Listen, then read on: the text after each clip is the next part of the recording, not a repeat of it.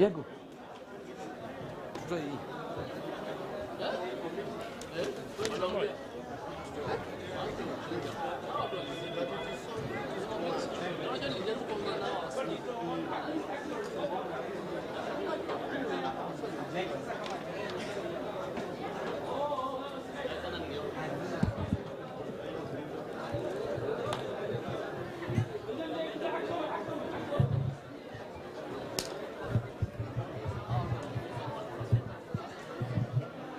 Basi mabibi na mabwana, mgeni wetu ambaye tulikuwa tunamngojea, Mheshimiwa Naibu wa Rais wa Jamhuri ya Kenya, sasa ndio huyo amefika, na nitaomba wote sasa tuweze kusimama ili tumkaribishe.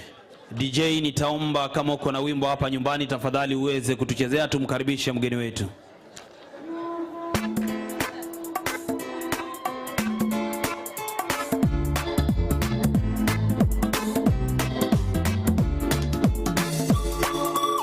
Sheikh Abdullah Aden, tafadhali naomba karibia.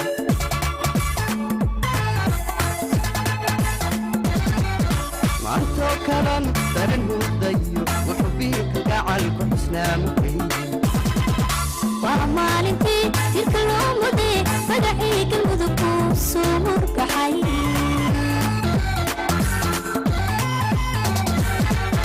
معك كلام ترنه ضيو وحبيك جعلك إسلامك وعمال انتي تلك الأمودي Vigelegele kwake Naibu wa Rais na viongozi wote wetu wa Kenya Kwanza.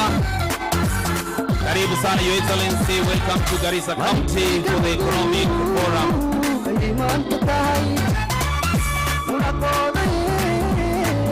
Wapi makofi?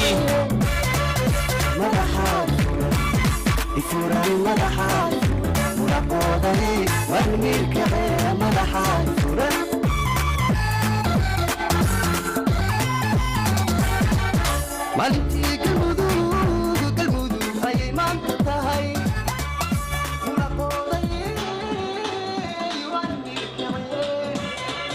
Asante DJ, asante. Nitaomba sasa tafadhali endelea kidogo DJ.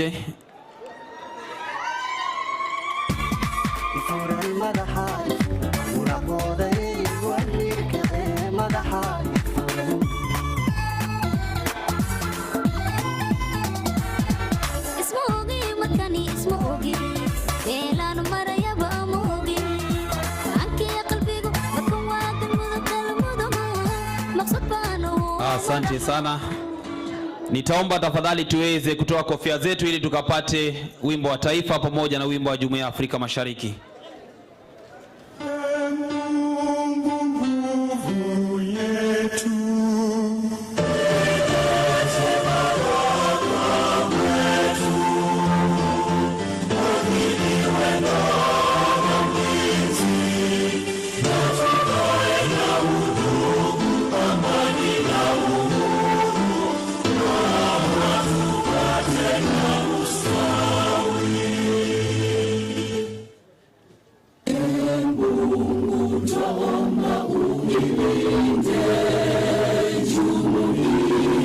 Afrika Mashariki, tuwezeshe kuishi kwa amani, tutimize na malengo yetu. Jamhuri yetu sote tulilinde, tuajibike, tuimarike, umoja wetu ni nguzo yetu.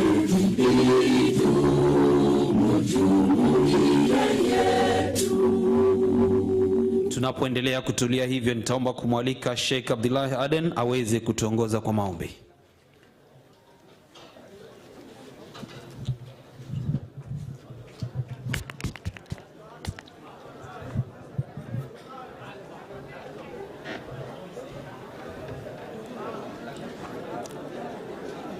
أعوذ بالله من الشيطان الرجيم.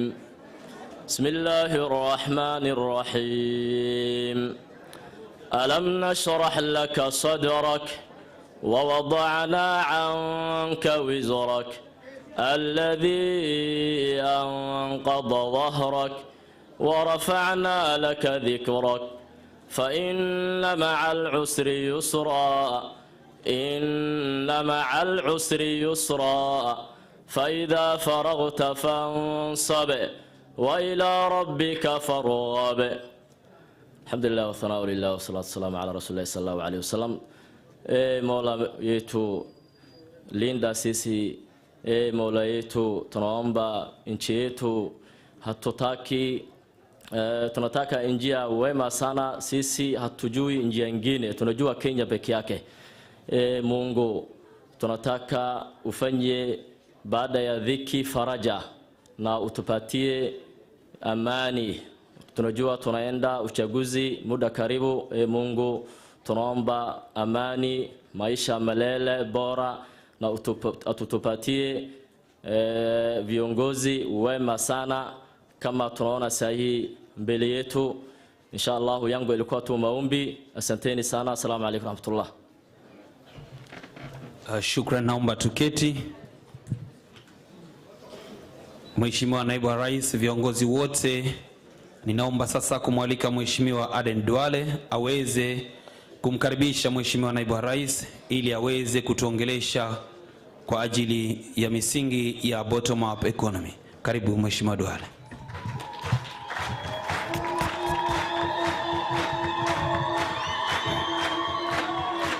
Mheshimiwa Makamu wa Rais wa Jamhuri ya Kenya na kiongozi na mwaniaji wa kiti wa urais kwa muungano wa chama cha UDA na kwa muungano wa Kenya Kwanza, viongozi ambao wamekuja hapa kutoka Kenya Kwanza,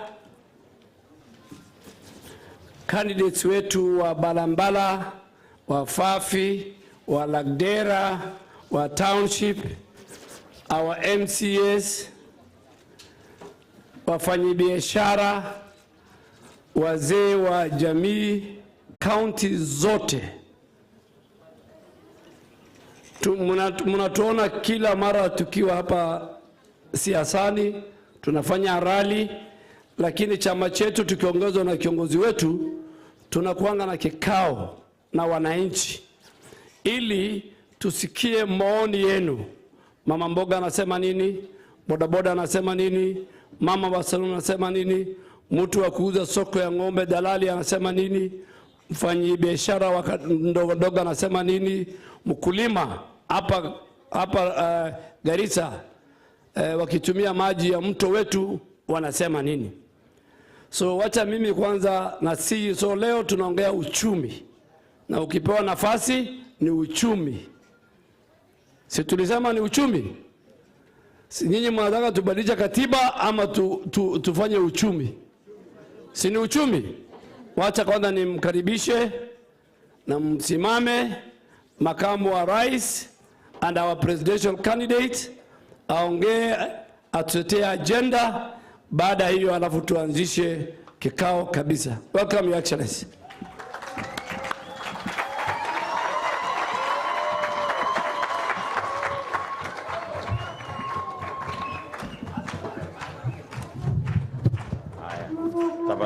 Tafadhali tuketi.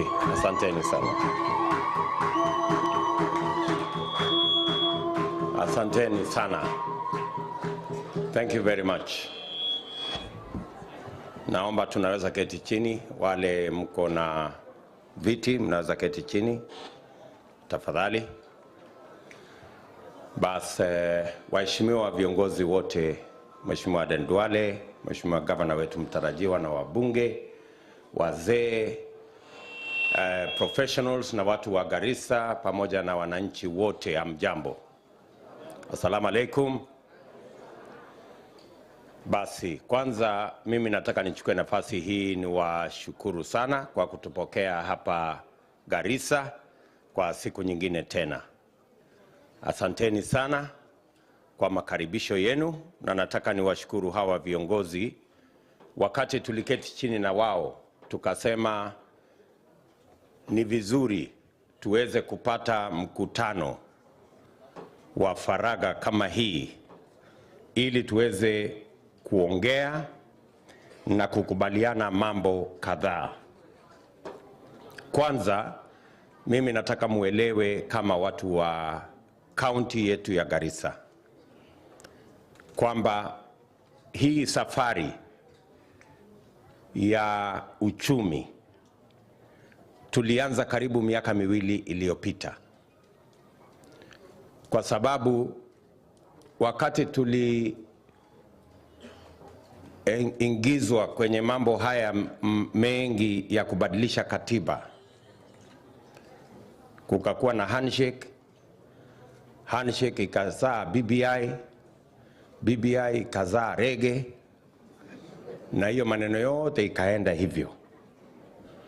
So kati yetu tukaona hii barabara tunaenda sio barabara mzuri, na siasa ya Kenya muda mrefu imekuwa siasa ya viongozi na cheo gani watapata na mamlaka watagawana namna gani.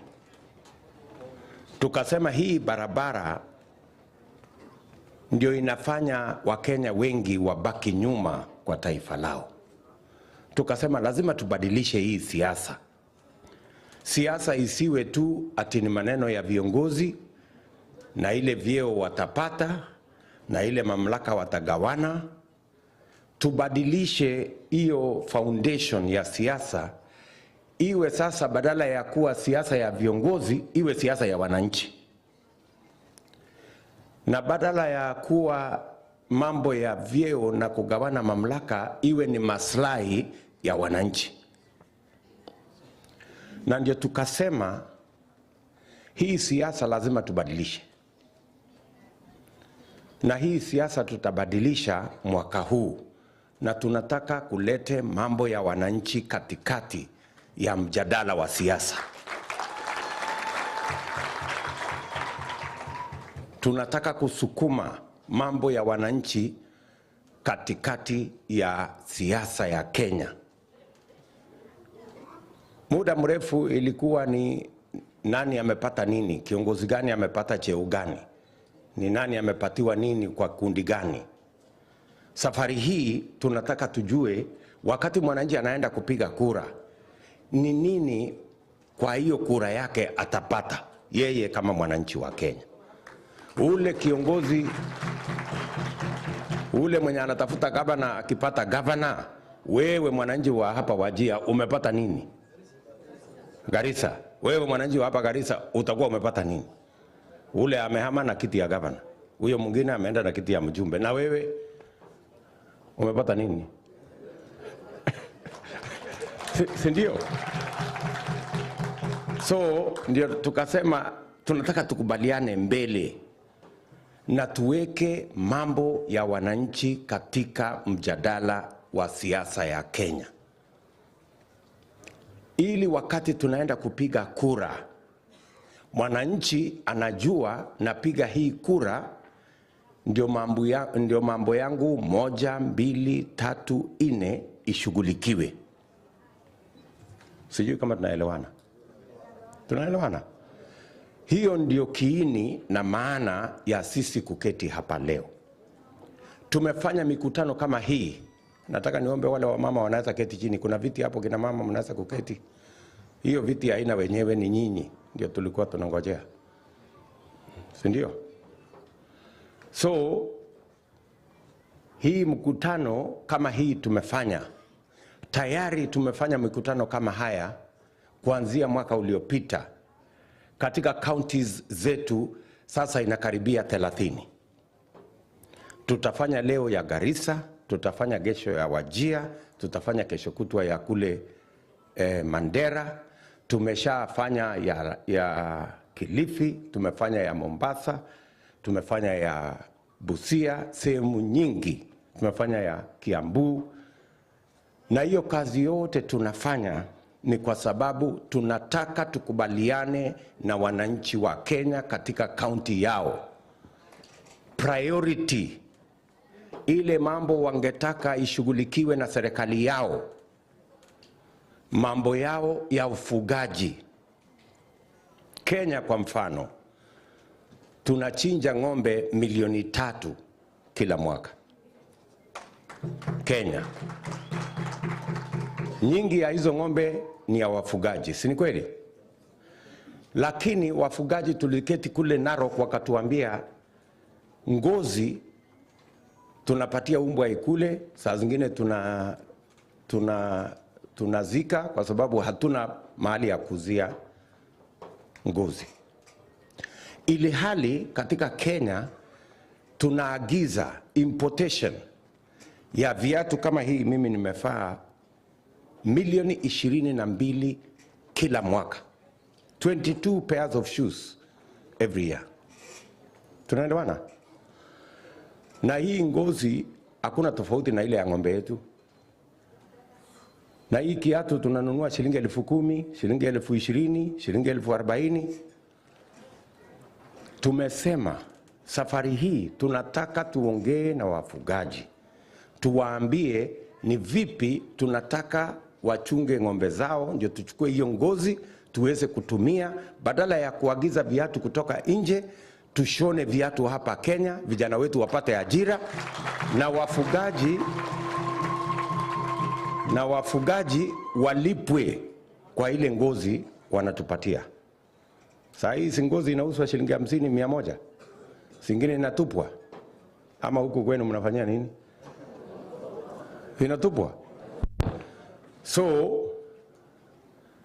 tunataka vile vile tukubaliane, wale wanaofanya biashara sehemu hii, wafanya biashara wale wote, wengi wa wafanya biashara pengine wakikopa pesa wakiwa na bahati wanakopa kwa bank 18%. Wasipopata huko wanakopa kwa mtu hapa, ule mtu wako hapo anakupatia shilingi 10,000, anakuambia baada ya siku 2 leta 12,000. Si ndio? Ama huku shailoka wako. Ni vipi tunaweza kutengeneza hazina ya kusaidia kila mwananchi, hata kama biashara yake ni kidogo, apate mahali ya kupata mkopo, ainue biashara yake. Ndio hii Kenya, Wakenya wale wanafanya biashara ndogo ndogo ni Wakenya milioni 15, 15 million. Wanafanya hii biashara, tunasema ni kidogo kidogo hii. Lakini ni vipi tunaweza kuwainua hawa wafanyabiashara ambao wanapata shilingi 200, shilingi 300 kwa siku? Tukiwashughulikia kwa mambo yao ya mikopo na mahali wanafanyia biashara, wanaweza kuongeza mapato yao kutoka shilingi 200 mpaka shilingi 1,000 kwa siku. That way tunaanza safari ya kufukuza umaskini mashinani. Tunataka tuongee na watu wa Garissa County, watuambie mambo ya kilimo hapa Garissa ya irrigation. Tunajua kuna irrigation program ambayo iko hapa, lakini haijaendeshwa vile tungependa ama vile nyinyi mngependa iendeshwe. Tunataka tukubaliane barabara gani tukiwatengenezea itawasaidia kwa mambo ya usafiri, kwa mambo ya usalama na kwa mambo ya biashara. Ili tusitengeneze tu barabara bila ya kuelewa ni barabara gani inaweza kuwasaidia. Ni mahali gani tunaweza kufanya mambo ambayo yanaweza kuinua uchumi wa Garissa County. Those are the issues we want to discuss. Mtuambie, mtueleze kwa lugha ambayo mnaelewa, kwa lugha rahisi, kwa sababu serikali ni ya wananchi wa Kenya na nyinyi ndio wananchi wa Kenya, na nyinyi ndio mtaamua ni kina nani watakuwa viongozi wa Kenya. Na vile vile inafaa mkiamua ni kina fulani, pia wajue priorities ya watu wa Garissa, watu wa sehemu fulani ni gani. Na tumesema kama Kenya Kwanza chama yetu ya UDA tukiungana na wale wengine, tumesema mwaka huu tutaandikiana mkataba. We will sign a charter with the people of Garissa County. Watu wa Garissa County waseme tunawapigia kura, lakini tunataka barabara kutoka hapa mpaka pale, weka sahihi. Haya, tunataka maji itoke hapa mpaka pale, weka sahihi. Tunataka pesa ya kuinua biashara, mtutafutie bilioni 5, weka sahihi. Tunataka mambo ya ufugaji, mambo ya abattoir ama mambo ya processing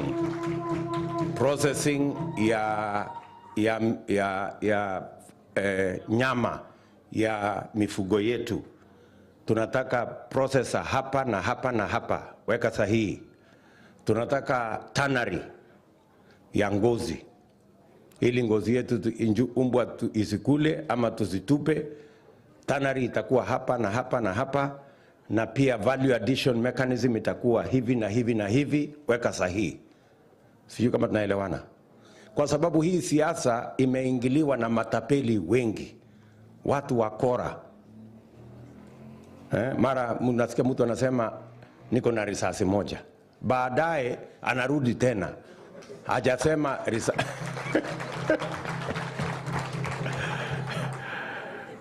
hajasema hii risasi iliongezeka siku gani na ilikuwa imebaki moja siku ile. Mara anakuja hapa kelele tibi mtialala riaush, anaenda unapiga kura, mwisho ujui ulipiga kura kwa sababu gani. Ama namna gani jameni? Tunaelewana? Si ndio Kenya tumezoea kila siku? So sisi tumesema, kwa sababu ukiona historia ya hawa watu wengi ni historia ya utapeli. Anadanganya huyu leo, anadanganya huyo kesho, anadanganya ule kesho, niunge mkono leo, nitakuunga kesho, nifanye hii leo, kesho. Mwisho ni msururu ya watu waliotapeliwa. Na mimi nataka niwaulize nyinyi watu wa Garissa, kama mtu anaweza kutapeli kiongozi mwenzake, wewe mwananchi uko na bahati kweli na mtu kama huyo? Si lazima tuambie ni kweli. Ndio tumesema lazima tuondoe kabisa utapeli kwa hii siasa ya Kenya. Na njia ya kuondoa utapeli ni kuhakikisha kwamba kila kiongozi awaeleze ni mambo gani mkubaliane, ili wakati mnaenda kupiga kura unajua napigia kura hasla, kwa sababu mimi watoto wangu watakuwa na bima ya afya ya NHIF. Na isipokuwa uko na maswali ya kuuliza ama namna gani? Tunaelewana? That's what we want to do. Ndio mnaona kwa hii Garissa county kuna watu wachache. Sisi wote tumekuwa na nafasi ya uongozi, lakini kuna watu wachache wanaweza kusema wamefanya nini kwa hii Garissa county. Ni kwa sababu ya hiyo siasa ya hewa na ukora ambaye lazima tuondoe ndio Kenya iweze kwenda mbele. Tunaelewana? So mimi nawashukuru sana. Tutachukua muda wetu, tutaketi hapa na tunataka tuwasikize. Leo nyinyi ndio kusema, si ndio? Mtuambie tunataka hii, tunataka hii. Watoto wetu, mpango ya watoto wetu kupata ajira ni gani? Tusiwe tu tunaongea vijana iko shida ya ajira, iko shida ya ajira, na usemi hii ajira itatatuliwa kwa njia gani? There must be a plan. Ama namna gani? Nilisikia ule rafiki yangu juzi alikuwa huko Bungoma ati akasema shida ya Kenya ni ile ya 1963, sijui ujinga, umaskini, sijui nini. Mimi nauliza nyinyi watu wa Garissa, bado kuna watu wajinga hapa Garissa? Kuna mtu yote mjinga hapa Garissa? Si watoto tumewasomesha dunia mzima, wote wako na certificate, wengine diploma, wengine degree. Shida ya Kenya saa hizi si ujinga, ni ajira na biashara ya hawa vijana waweze kukuza taifa lao. Na unajua kama mtu hata aelewi shida ya Kenya ni nini, atapata njia ya kuitatua kweli? Si hiyo yote ni guesswork. So lazima tukubaliane ni vipi tunataka tuende mbele tukiwa pamoja. Sijui kama mmenielewa watu wa Garissa. Mmenielewa? Sasa nyinyi tumekuja hapa kuwasikiza.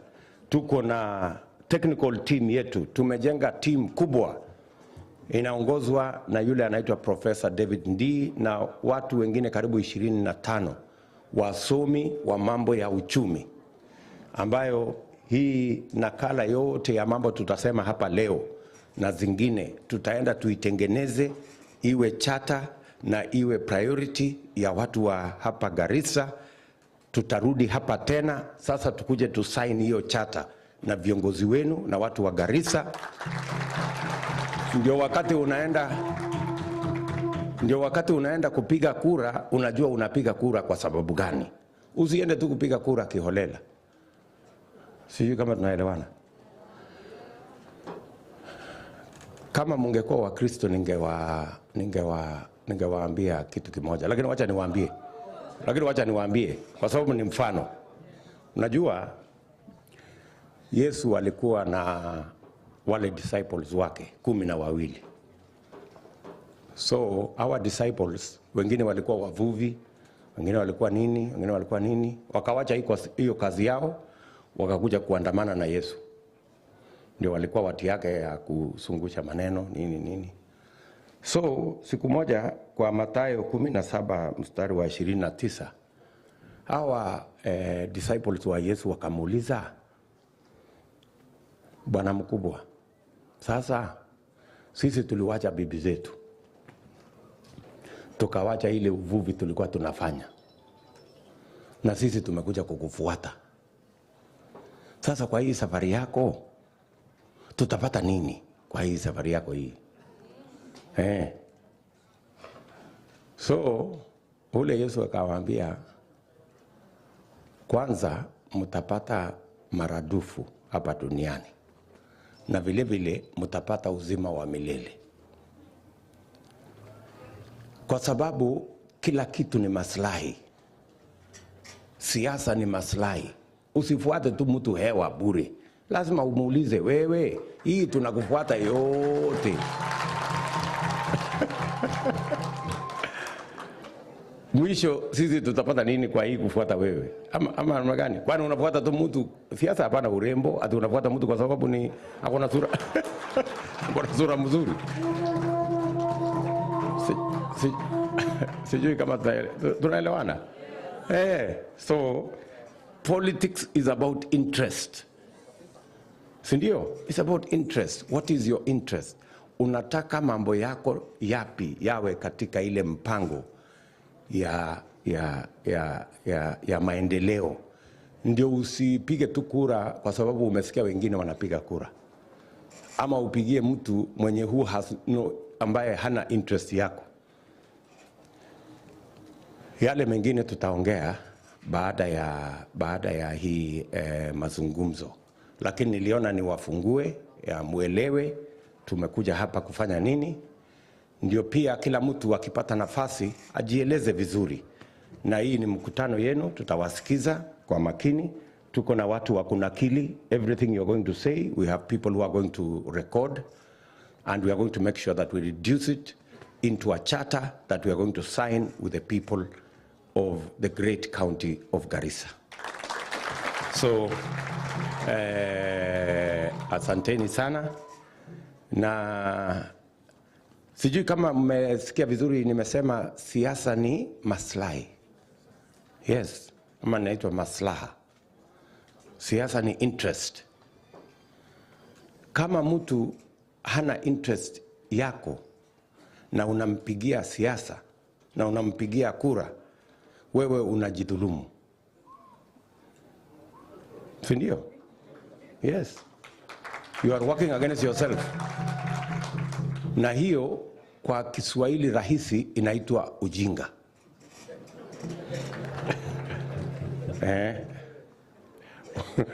Ukipigia mtu kura mwenye hana interest yako, in simple terms inaitwa ujinga. Mnanielewa? Nataka nikuulize wewe mtu ya Garissa.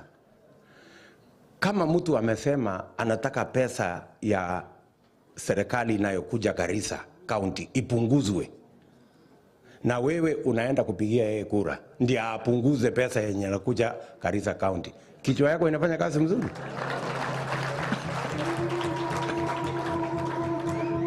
I mean, it is as simple as that.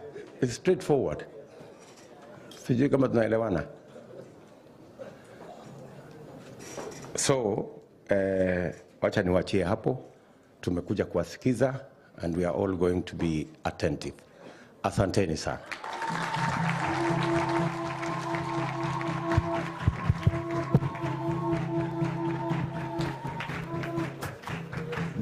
Asante sana Your Excellency, na nitaomba kabla tuweze kuendelea, ninapomwalika Abdi Dubat ambaye ni mwenyekiti wa hapa Garissa kwa Economic Forum, naomba tafadhali kwa heshima yetu tuweze kuweka simu zetu kwa silent mode ama vibration.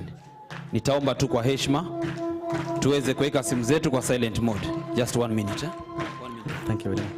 Your Excellency, the Deputy President of the Republic of Kenya, Mheshimiwa Adan Duale, who is our host MP, our incoming governor, Diako, all protocols observed. Assalamu alaikum. My name is Abdi Dubat. I am the chairman of the Economic Committee for the Northern Frontier Counties, which Your Excellency, as you know, comprises Marsabit, Isiolo, Mandera, Garissa, and Wajir. We have a team from Garissa today. I'm accompanied by Abdi Duale, who is a member of that team. 2 of my other colleagues are not here. So we welcome you to Garissa. This again is my home county. So tunashukuru sana, asante sana kwa kuja. Your Excellency, I know you are doing this exercise in 47 counties, and we are happy that we have a presidential candidate and a team that is going around the whole country, talking to each county, trying to listen to their problems. This is unheard of. This is the first time it's happening, and we thank you because it's by listening to your people that you know how to serve them better.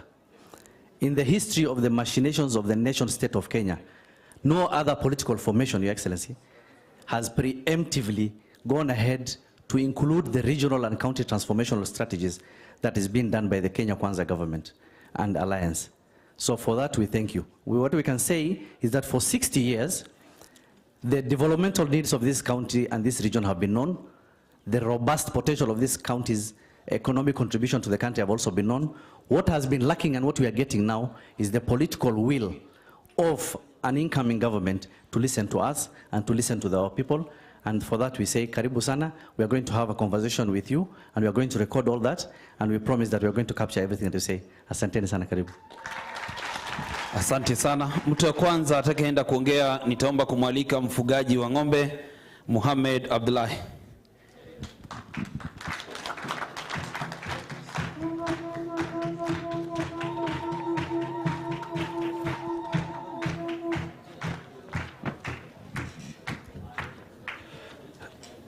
Chief guest, His Excellency Deputy Governor Dr. William Ruto, Deputy President Dr. William Ruto, members of Parliament present, led by Honorable Adan Duale, Governor's parent, Major Deko, all the members of the County Assembly present, distinguished guests, ladies and gentlemen, Assalamu alaikum. First and foremost, I thank God for this unique opportunity. I am Mohamed Abdullahi, an elder and a livestock farmer from Ijara constituency, Garissa County. Today marks the beginning of responsive journey geared towards transforming Kenya economy through bottom-up economic model. We feel great as people of Garissa to be part of this national discourse, and indeed it is paradigm shift. His Excellency, sir, my presentation targets livestock sector. As you are aware, Northern Kenya is the epicenter of livestock production, and the sector contributes 12% to the national GDP. We as pastoralists, we are proud of our livestock rearing enterprises, and we cherish with a lot of zeal. That said, I wish to highlight the challenges and the interventions we consider as high priority in order to inform policies and decision making. The challenge number one is livestock disease outbreak. Two, we have droughts and related climate change effects, lack of livestock marketing system, land degradation and declining of pasture resources, poor genetic potential of our indigenous cattle breed. Those are the challenges. The priority interventions that we consider as people of Garissa County is number one, establishment of livestock marketing board at the national level. We feel that there is no board to take care of issues of livestock. We have the tea board, we have the coffee board, we have the pyrethrum board, etc. But livestock at the national level, we need to establish that marketing board. Secondly, we feel that there is a need to create disease zone to enhance the quality of our products, livestock product, and enhance also disease surveillances. Thirdly, we are asking for adequate appropriation of funds at the national budget for livestock offtake and restocking in order to caution our farmers during the droughts. Fourth, we are asking for strengthening of this drought resilience program and projects to complement partners and county interventions. Fifth, we are asking for establishment of a modern abattoir. 6, construction of mega dams for rainwater harvesting and storage to enable diversification of our livelihood. And the last one is establishing of feedlots to improve livestock body condition for purpose of meat export. Your Excellency, sir, I wish to reinforce two aspects of my priority intervention. It's about the livestock marketing board. It's something that we are feeling is a gap missing. And also the issue of harnessing rainwater, because we get a good rain and 70% of the rainwater end up in Tana River. If we harness the rainwater and construct mega dams, we can be able to integrate our livelihood and diversify so that we can have a small scale farming. At the same time, we can have adequate water for our livestock to caution them during drought, and at the same time, it will improve nutrition and livelihood. With those few remarks, I wish you the best in your endeavors. Thank you very much. Thank you very much, Mr. Abdullahi. I want to just seek a clarification on what you have said. On the matter of the disease-free zone, it is a subject that can be tackled between the county government and the national government so that we can set aside land that can be used for this purpose. What are your ideas on this disease-free zone? What would you want it established county by county, sub-county by sub-county, or what do you think what form would it take? Well, ama tuongee Kiswahili ndio wengine. No, it's okay. Yeah. Well, it can be even a regional initiative, so that we have issues of importation. We have the potential in terms of the livestock numbers, but you see, our meat is not meeting the international standard. Yeah. So if we get the disease-free zone established, we'll be able to take care of the quality and we'll be able to access international markets. Thank you very much. Thank you very much. One more question. On the subject of the breed of the mbegu ambayo mnatumia kwa mifugo. Tuko na mpango wa serikali ambayo tayari tumetengeneza bull station ambayo inaweza kutusaidia na mbegu. So wakati umezungumzia mambo ya mbegu ulikuwa unasema pengine mnahitaji mbegu ikuwe improved, iwe yenye iko na nyama zaidi, ama iwe combined, iwe na nyama na maziwa, ama hiyo sehemu umenasema ya mbegu ulikuwa una mawazo gani? Your Excellency, when I was talking about the livestock breed, I was having in mind issues related to improvement of the breed in terms of production, milk and meat. So that was the idea? Yes, that was the idea. Finally, on the subject of offtake, livestock offtake, what challenges do muko na matatizo gani? Pengine niseme kwa Kiswahili ndio watu wengi wasikie waelewe, na kama hata wewe unaweza kujaribu Kiswahili ingekuwa vizuri. Tuko na wamama wengi hapa pia wangetaka kusikia mambo hii inaendesha namna gani. Kwa mambo haya ya livestock offtake, unasema saa zingine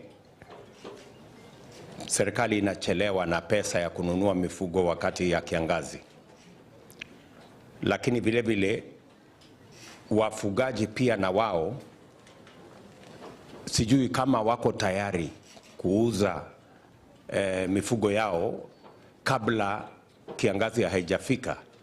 Unajua mimi ni mfugaji pia, na mimi najua kuuza ng'ombe si kazi rahisi.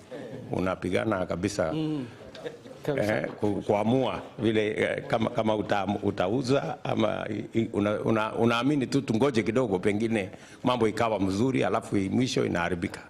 So tutafanya nini kuhakikisha kwamba serikali tukichukua nafasi yetu kusema ya kwamba tuko na pesa ya kununua ng'ombe, tutafanya nini ili wafugaji pia wawe tayari kuuza ng'ombe zao kwa wakati unaofaa? Your Excellency, the issue of livestock offtake and the subsequent restocking of replenishing the diminished livestock, as you said, as a pastoralist, it is close to our heart. But you see, whenever there is such a program in the government, there is delay of disbursement. Last time there was money voted by the National Assembly, but up to now that money hasn't reached this county. So what we are asking is timely disbursement of the monies, so that whenever there is a drought, there is readily available money with no constraints that the farmers can access and sell their livestock. Asante sana. So let me tell you what we intend to do. Number one, in our 100-day delivery, we will make sure that we have set up the livestock board, the one you have. Oh yeah, yeah. Nimesema ya kwamba katika ile mpango yetu kwa siku 100 ya kwanza tutahakikisha kwamba livestock board iko, na sio board tu ya kujulikana iko, lakini board itakuweko, na tutaweka pesa ya kutosha, permanent money ya kuhakikisha kwamba mambo kama disease free zone na mambo kama livestock offtake inashughulikiwa na hiyo board, na itakuwa inasimamiwa na wafugaji kama wewe na wengine. Jambo la pili, tumekubaliana ya kwamba lazima kuwe na feedlot, kwa sababu wafugaji wengi wanauza ng'ombe yao ikiwa kilo 80, pengine 100, lakini ile ng'ombe ikiwekwa kwa feedlot kwa miezi 3-4 inaweza kuwa kama kilo 300, kilo 500, na ile pesa unaweza kufanya mara 3 ile pesa ungepata kama ungeuza kabla ya kuiweka kwa feedlot. So tutafanya ushirikiano na counties, na tutaweka kazi moja ya hiyo livestock board ni kupanga mambo ya feedlot katika sehemu mbalimbali, na pia kuwapanga wafugaji katika cooperatives ambazo wanaweza kusaidiana kuhakikisha kwamba mifugo yao inafika kwa feedlot, na badala ya kuuza ng'ombe yako ikiwa kilo 80, tunataka uuze ikiwa kilo 300 ama kilo 400 ama kilo 500 wakati imepitia pale kwa feedlot. Tunaelewana? Na jambo la mwisho, tuko na bull station tayari ambayo tumeweka karibu shilingi bilioni 1 ya kutengeneza mbegu ambayo tunaweza kusaidia na wakulima, na vile vile tunataka kuteremusha bei ya AI services. Saa hizi unaulizwa shilingi 2,000, shilingi 5,000. Katika hiyo mpango wa serikali ambaye tuko nayo, tunataka kupunguza hiyo bei mpaka ikue mbegu ya ya ng'ombe ya nyama ama maziwa isizidi shilingi 500, ndio watu wengi waweze kufikia. Na mwisho tulikuwa na mpango wa World Bank ambayo tulikuwa tutengeneze abattoir hapa Garissa, Mandera, Isiolo, Marsabit, lakini hiyo mpango wakati tuliingiliwa na mambo ya handshake, hiyo mpango ikasambaratika.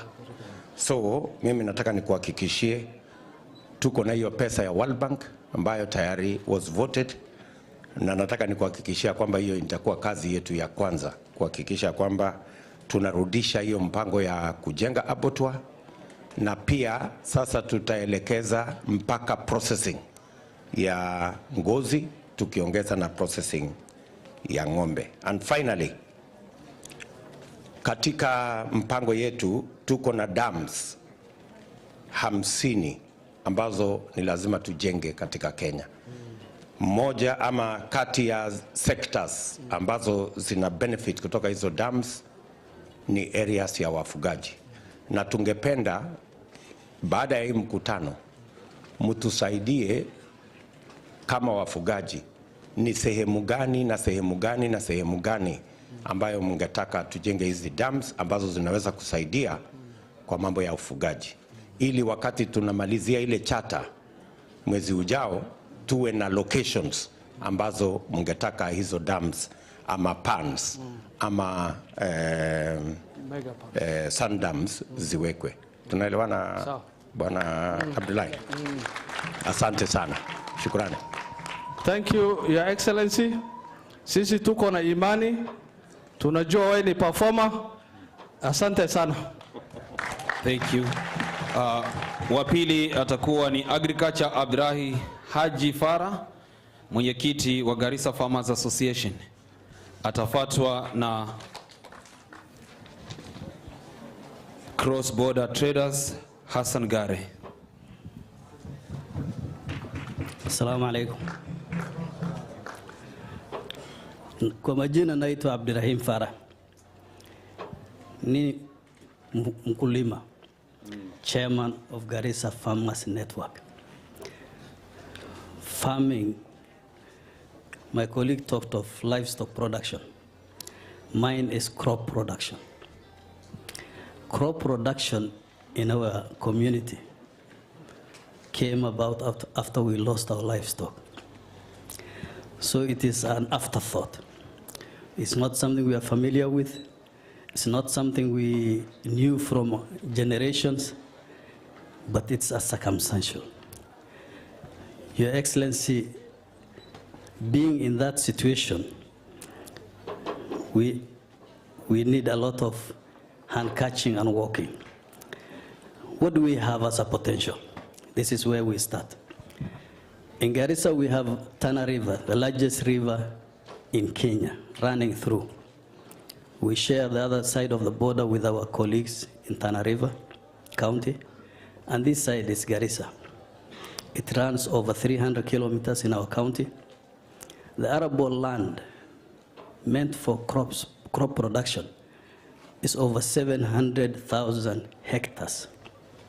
700,000 hectares, a big land. It's twice what Egypt uses to produce all the products it produces to the world. Out of that, we use only 10%. We use actually 4,000 hectares as a productive, active production area. The other 90%, we are looking at your government to initiate, to facilitate, to make it productive and serve the rest of Kenya. And make us happy, because when we get something in our laps, in our pockets, in our families, we also enjoy. So the 700 hectares along the Tana River that require production has challenges. The challenges are many. As introductory, I said this is new to us. So from beginning, land preparation, land planting, land harvesting, all those things need support. All of them are new to us. Right now what we have over 300 farms along the Tana River, 72 groups, 75 groups who are producing something. But what they are producing is minimal. And when they produce, there's nowhere to take it. And when they get somewhere to take it, the prices are determined by the buyer. The buyer is the one who tells us, I'll buy you a nyanya for 10 shillings a kilo, or 100 shillings a kilo. Take it or leave it. And this is because there's no way to reserve, there's no way to keep it, and all you have is a truck waiting, remove it from my back, do what you want, and the other side is somebody telling you, take what I have. So all this is a challenge, and solutions are ahead. But when I talked to my farmers yesterday and last night, and I asked them what is the one thing, the two things that we will tell the government that is coming, that we need you to do 1, 2, 3 for us to be better than we are. Two things showed up. Number one is the scientific use of the water resource we have, the Tana River. What does that mean? The Tana River flows on its own. Sometimes it overfloods, kills all we have. And the other time, we don't have the tools to bring that water to the farm. So we need that support, irrigation support, and control of the river banks. Right from the source, the river bank floods sometimes because of release of our dams, release of the dams from above. So our farmers feel if we can control our river bank, if we can have tools to draw the water from that place to our farms, we can be better than Egypt. We can produce more than what is produced in Egypt. That's number one. The other thing our farmers want is market for their goods. If we can say the Hustler government we have coffee farmers, tea farmers, and we know where they are and what they produce, the maize farmers. If we can have sweet melon farmers come from Garissa, and all the sweet melon that goes into the world is produced by Garissa, and that is our focus, and our cooperative groups are focused on that, then we have reached a step. I know all these are possible, but our farmers want specific support, which we can say we were given by the current government, the previous government did not do, or anything like that. So this is our focus. This is our challenge. This is our proposal for solution. What do we think it will take for a government to do to move us from where we are to where we want to go? Resources required.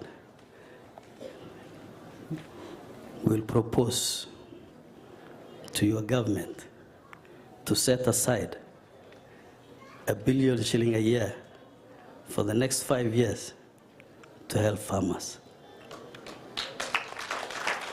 We'll propose our county, boss who's here, to set aside 200 million to maintain the investment made by the national government.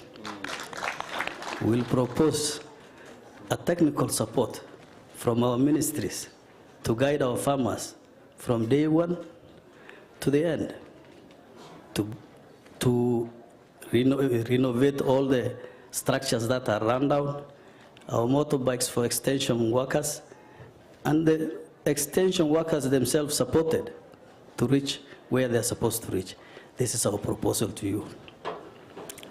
The idea of hustle and narrative resonates with the thinking of these people. We think it can work. We think it is for these people, and we are in support of it. I ended. That's my presentation. Thank you very much, Haji Farah. Asante sana. I think we don't need a better technical person than yourself. From just listening to you, you can provide a lot of support in terms of understanding and knowledge of the whole farming enterprise in this region. And I want to ask my team that you better pick his number so that we can have a further conversation with Haji Farah, because I think we can benefit from his understanding of what needs to be done. Listening to you is very refreshing, Bwana Haji. You know, when people think about Garissa, they don't think about farming because they believe it's just a desert, you know.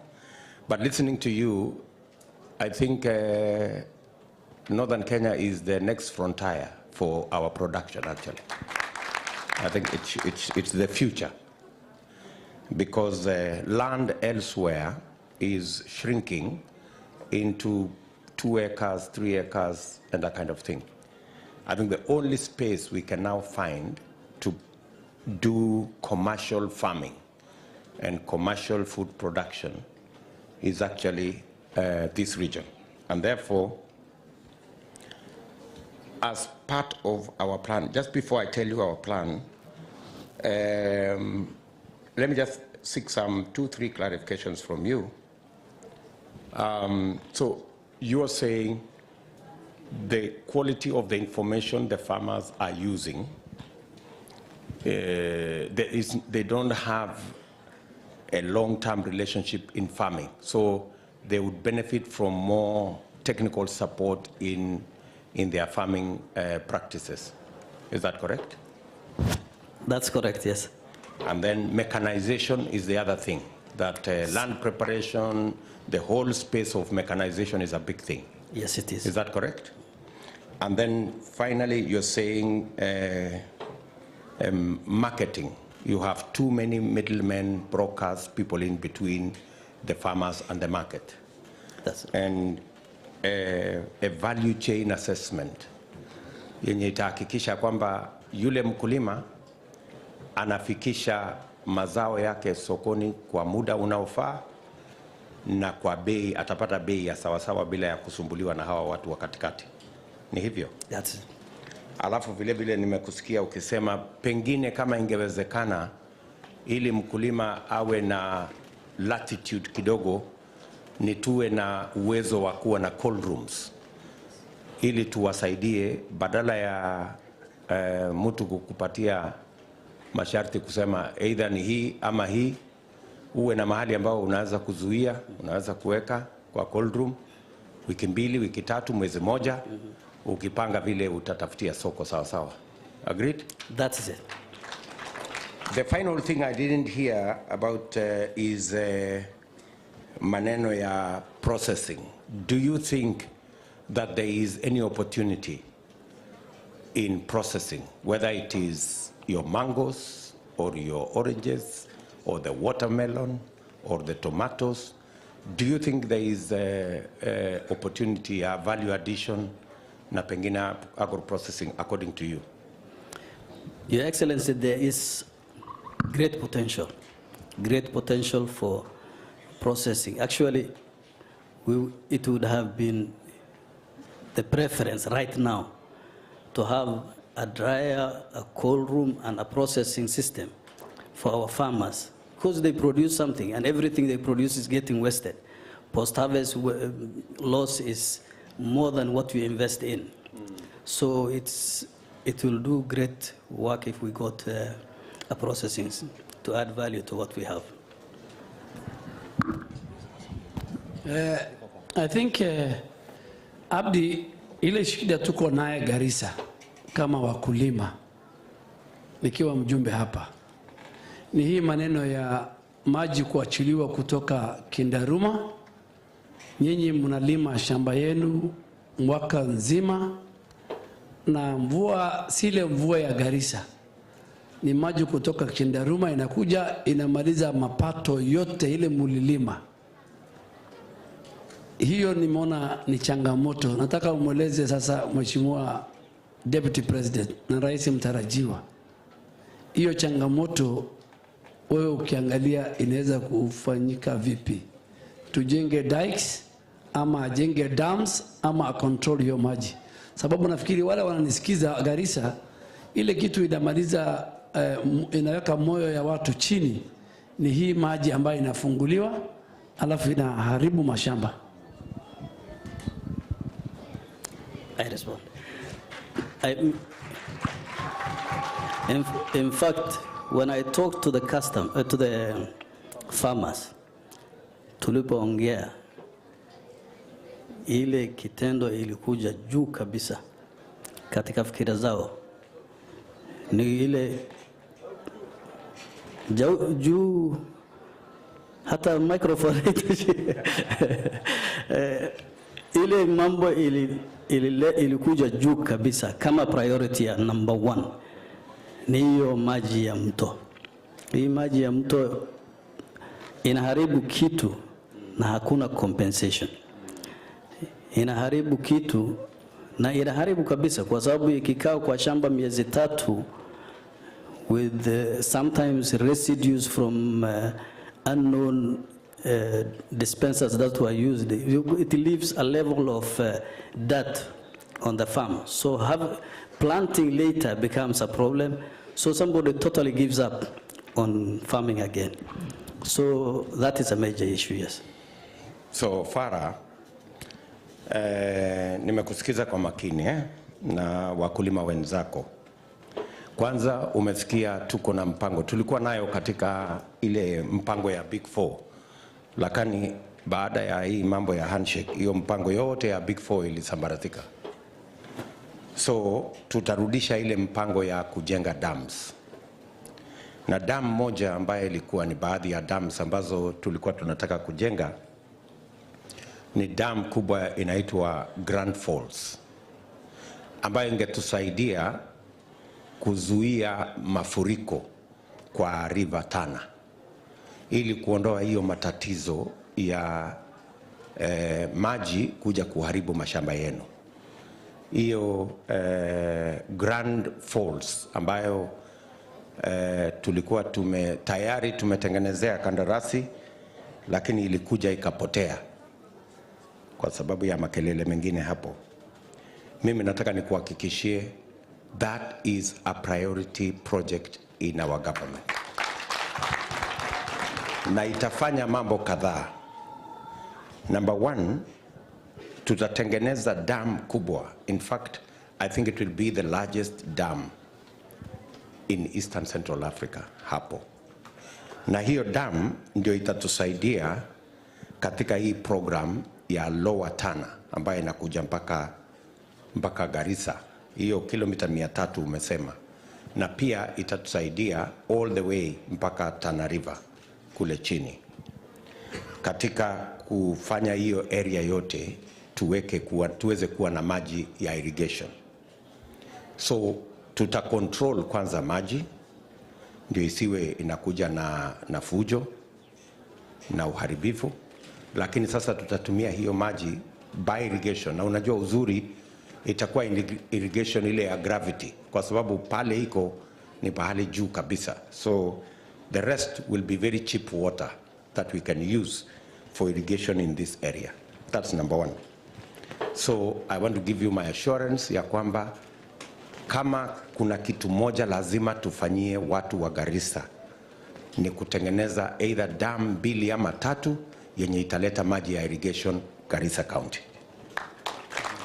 Jambo la pili ni kuhakikisha kwamba mko na msaada wa serikali kwa mambo ya irrigation.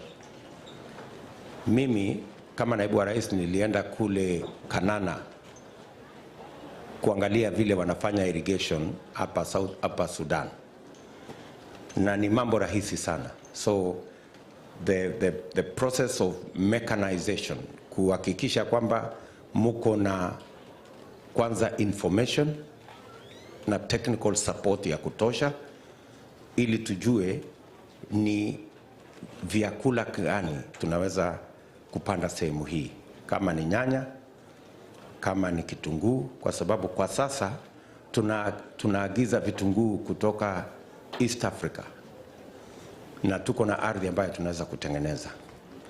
Tunaagiza simsim, tunaagiza sunflower, tunaagiza soya ambayo inaweza kuguzwa hapa Garissa na iwe ni chakula ya binadamu, na pia tupate raw materials ya chakula ya ng'ombe. So it's a dual crop ambayo inaweza kutusaidia katika ile feedlot ya kusaidia ng'ombe zetu ziweze kupata kilo yenye tunaweza kuuzia. Na mimi nataka nikuhakikishia kwamba mambo ya agricultural mechanization na information is part of our plan.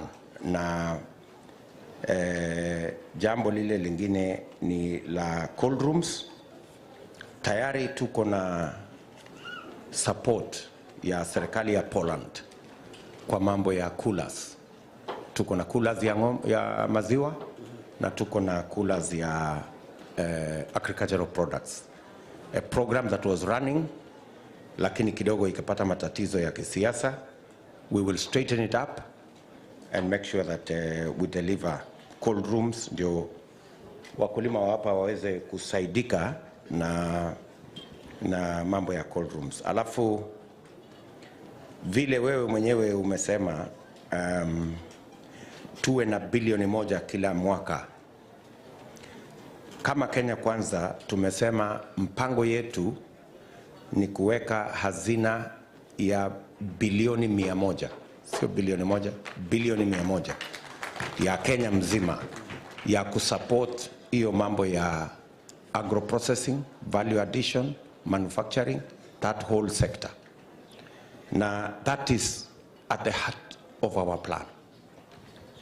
Ndio tuwasaidie, kwa sababu hii area ni area ambayo horticulture is the future, from mangoes to oranges to melons and to all the other agricultural, especially horticultural products we can get from here. And maybe tutaongezea mambo ya soya ili tuweze kuwa na chakula pia ya ng'ombe. So nimekusikiza kwa makini. The information you have given us is of great value. The other one thing that I want to promise you ni kwamba value addition and agro processing must accompany, ndio tuweze kuongeza dhamana, tusiuze vitu raw. Hata kama ni hiyo nyanya, tuone what we can sell in its primary form and what we can sell as processed stuff. But asante sana kwa mawazo yako. I think it is among the best presentations I have had in the last couple of weeks and months. Asante sana. Thank you. Asante sana. Next ni women empowerment, Fatuma Haka, after cross border. Kindly. Fatuma Haka, ujitayarishe after cross border.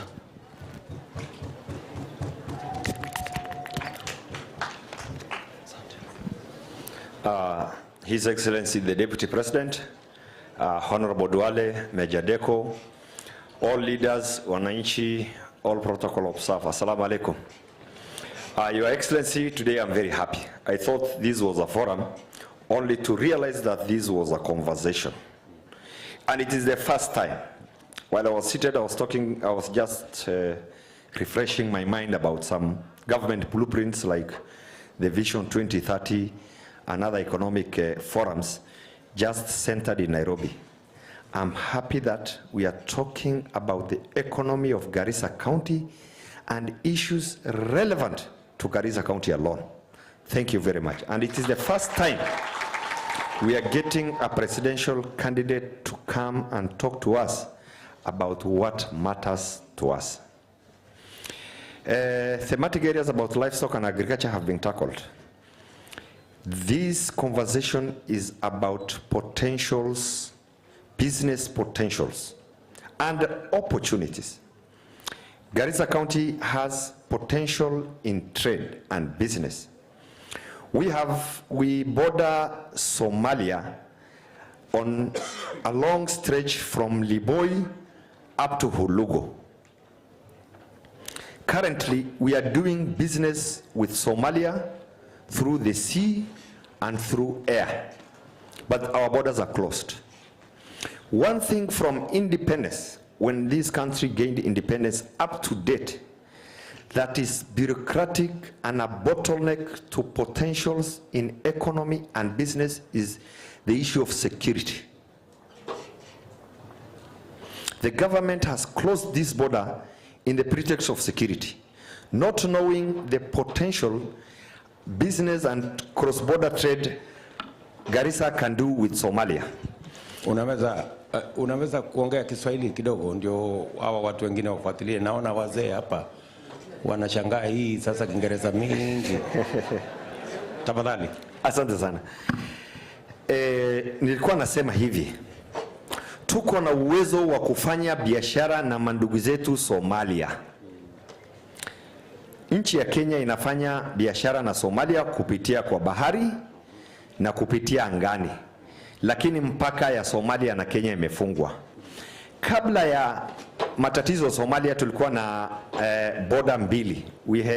Tulikuwa na Liboi na Hulugo na yote imefungwa. Hapa Garissa wenzetu walikuwa wanaongea juu ya mifugo, juu ya mashamba, na haya yote yanahitaji soko. Na changamoto kubwa, hii haitaki pesa, inataka the political goodwill of the government. Serikali haitaki kufungua hiyo mpaka sababu ya usalama. Na hatuoni hiyo mambo ya usalama kama ni matatizo ya biashara yetu. For example, serikali imejenga 1 billion border point in Liboi through funding from JICA. I think it was 2015, 2016, they finished in 2017. It has customs offices, it has care offices, CAPS offices, health offices, and also security. But up to now it's closed. For example, we get most of our vegetables from Thika. Inatoka mboga huwa inatoka Thika town, inakuja Garissa. Mboga hiyo wafanyabiashara ndogo ndogo bado wanapeleka upande wa Somalia through panya roads. We have finished products, let's say water, bottled water coming from so many factories in Garissa going to border towns and beyond there. Tuko na bidhaa ambayo natoka Kenya ingine kama sigara, simiti, mabati, mattresses ambayo inaweza enda upande wa Somalia. Your Excellency, sisi kama jamii wa Somali, we are an enterprising community. Sisi ni watu ya kufanya biashara. Changamoto kubwa ni kufungua hiyo mipaka. Ukiangalia town kama Liboi na Hulugo, they are dead towns for sure. But 2 kilometers ukivuka tu mpaka, kuna mahali inaitwa Dobley. Before the fall of Somalia, Liboi was a booming town because the border was opened. Saa hii Dobley utaona ni mji kubwa sana, to the extent it has daily commercial flight. Ndege kutoka Mogadishu, ndege kutoka Kismayu inakuja just because of the potential of trade. Even the Garissa don't have daily flights. Small town ndogo kama Dobley imefunguliwa. The people, wale wako upande hiyo ya Somalia, they are very resilient. And in fact, the government is talking about insecurity. But if you cross the border to ukienda Dobley, madaktari wote ni watu kutoka Kenya. In fact, non-local Somalis. The construction industries, watu ya mjengo wametoka upande wa Kenya. Walimu pia wametoka upande wa Kenya. Tunahitaji those potentials to be opened, na tunasema siku yako ya kuapishwa kama rais wa Kenya, that border should be opened. In fact, I am a security consultant. I had a brief stint with the Kenyan security and also UN World. I know some of the security. Your Excellency, I had a stint in Kenya National Police Service. Mimi nimefanya kama polisi, and I also had my career with UN security. What you see in media is too cosmetic. There is no security that can stop, inaweza simamisha the free movement of people and goods to the other part of Somalia. Marafiki zetu, jirani yetu Somalia, from Mogadishu to Kismayo and the whole of Somalia, we have very few industries. Kibiriti, majani chai, kahawa, natoka Thailand na Warabuni. Why not open this border, so kufungua mpaka hizi vitu yote iende, tufanye biashara na hao. Tukifungua hiyo mipaka, tutapata biashara, watu wasafirishaji, transport sector will boom, catering sector will boom, hoteli, petrol stations and the rest. Haitaki allocation of money. It just needs the government directive, and it just needs political goodwill. Security is a pretext to stop our potential. Thank you very much. Asante sana Hassan. Ni vizuri kusikia kutoka somebody who is a professional either way. So unasema tufungue hii border, si ndio? Yes. Kwa maoni yako, kwa sababu naamini ya kwamba kuna watu wanasema hii border isifunguliwe kwa sababu ya mambo ya terrorism. What can you say about that? Kwa maoni yako, hii border inachangia katika mambo ya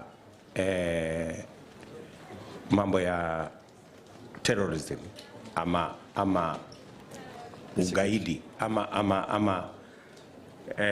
ama security in general, na kama inachangia, what steps, ni hatua gani ungependa ichukuliwe ili tuweze kuzuia magaidi lakini biashara na wananchi waendelee? Asante sana. Naona hiyo mipaka ikifunguliwa, some other small businesses thriving on contrabands will stop. Human trafficking will stop. Smuggling will stop. And the priority of security is with the national government. I think tukipata free trade, if the potential of the people is realized, watu wakipata nafasi ya kufanya biashara, hizi vitu ndogo ndogo pia zitasimama. Mambo ya ugaidi sio kitu inafanyika kila siku. It's not something ambayo inafanyika kila siku. Serikali, ni wajibu ya serikali kuweka mikakati ya upande wa usalama. Sidhani kufungwa ama kufunguliwa kwa mipaka ati inasababisha ugaidi. Kufungwa ama kufunguliwa kwa hiyo mipaka is not a catalyst for terrorism activity. Haileti ugaidi. In fact, when people are idle, a town is desolate, your town ya Liboy and everything is idle, that is when some issues about criminality will arise. Lakini ukifungua mipaka, sidhani inaleta ugaidi, lakini najua kufunguliwa kwa mipaka itasimamisha hizi biashara haramu zote, hata hii ya human trafficking, drugs, smugglers, all of them. At least tutapata free and legal trade. Sijui Hassan, kama unajua, tulijaribu kujenga fence. Sijui uliona hiyo fence mahali? The most awkward, asijaiona. Niliona hii ya kuku hapa Mandera. Fence ya kuku in Mandera. Nawezaje kusema ni ya kuku na tumetumia pesa nyingi?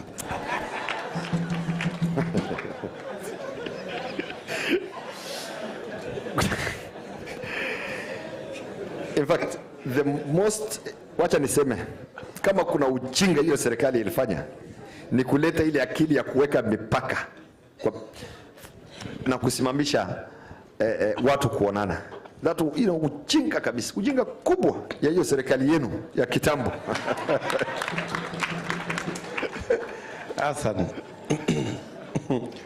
Hassan, wewe utawacha matusi kwa sababu pole.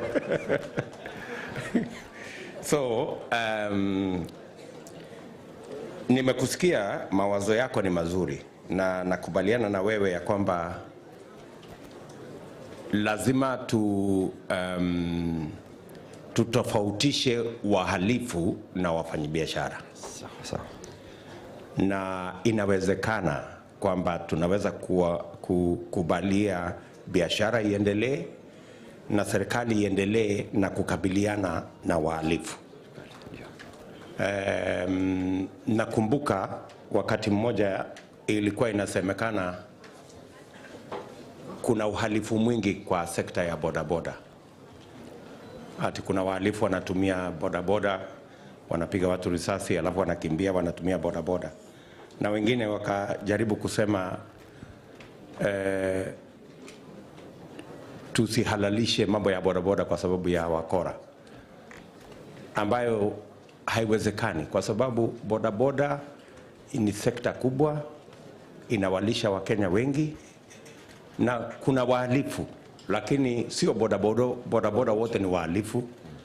Kuna wale wakora, ni jukumu letu kama serikali kuwatafuta wakora, tupambane na hawa, lakini tukubalie ile sekta ingine ambayo inasaidia Wakenya wengine iendelee.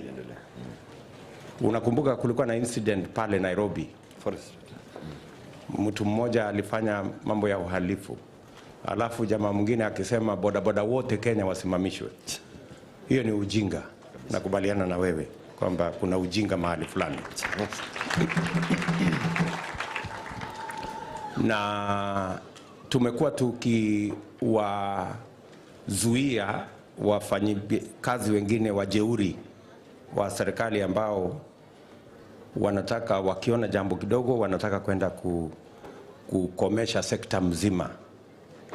In fact, nilikuwa nauliza wengine wao, nyinyi mnagombanisha bodaboda ati kuna wahalifu, kwani bodaboda ndio waliiba pesa ya KEMSA? Hapana. Si kuna wezi pia kule kwa KEMSA na wezi kwenda kufunga, sinaendelea. So nakubaliana na wewe, ni lazima hii jambo ya kufunga mpaka lazima tuiangalie tena upya, ili tuzuie wahalifu, lakini tuhalalishe na biashara iendelee na wananchi waendelee na maisha yao kama kawaida. So Hassan, pengine haitawezekana siku ya kuapishwa, lakini nataka nikuambie miezi mitatu baadaye tutakuwa tumechukua uamuzi na tutakuwa tumefungua hiyo mipaka ndio biashara iendelee, na tutakuwa tumeweka mikakati ya kutosha ya kukabiliana na wahalifu, tukikubalia biashara na wananchi waendelee na maisha yao. Thank you very much. Sawa. Asante.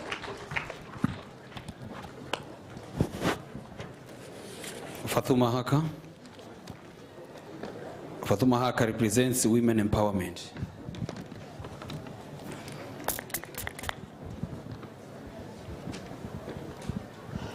Your Excellency,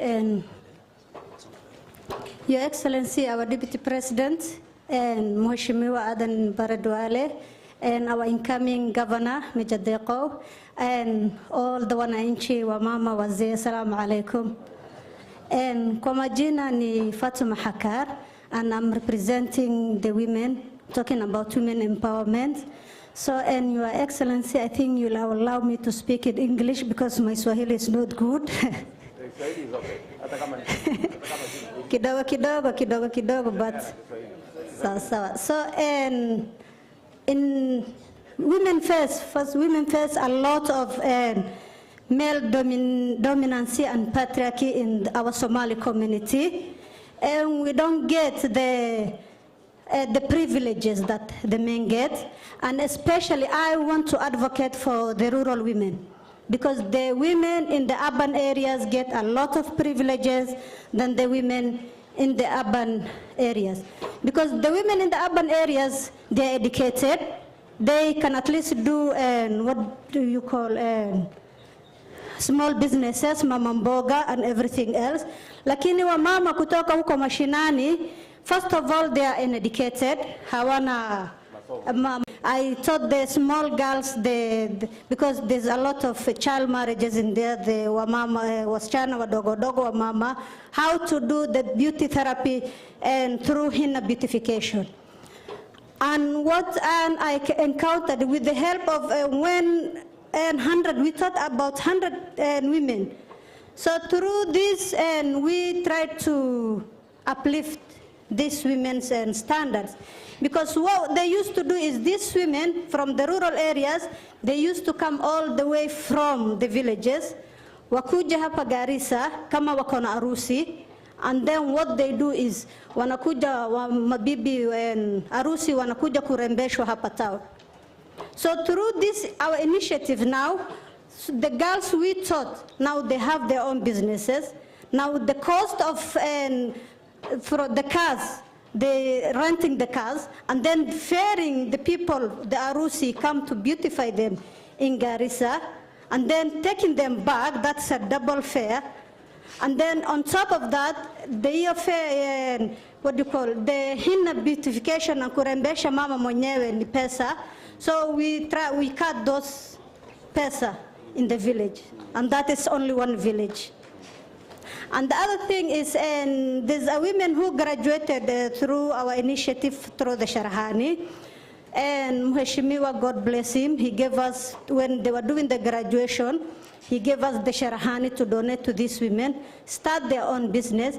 Now some of these women, they moved from the villages, wakakuja town, now because now they can, wanaweza kujilipia rent, wanaweza peleka watoto yao shule, and on top of that, wanaweza to get their daily bread because of kushona hii Sharhani and start their own businesses. So what I'm asking, so these are the challenges we have, in Your Excellency. The challenges first is illiteracy. The second thing is the poverty, because these women, they used to be nomads. So through these droughts and the, what do you call, the animals, all the animals died. So now they are not in the urban settlement, and they are not the nomads. So wako hapa katikati wamesahauliwa. And the other challenges now we have is now lack of resources to help these women. So imagine if we have these women centers in the 6 sub-counties of Garissa County. We could reduce the poverty level. We could reduce the illiteracy, because we could teach them basic literacy and numeracy, how to write, how to read. And then through that, these women, when they know how to read at least and how to write, they can take their children to schools. And that is the what do you call, the hierarchy of the literacy. Itakuwa.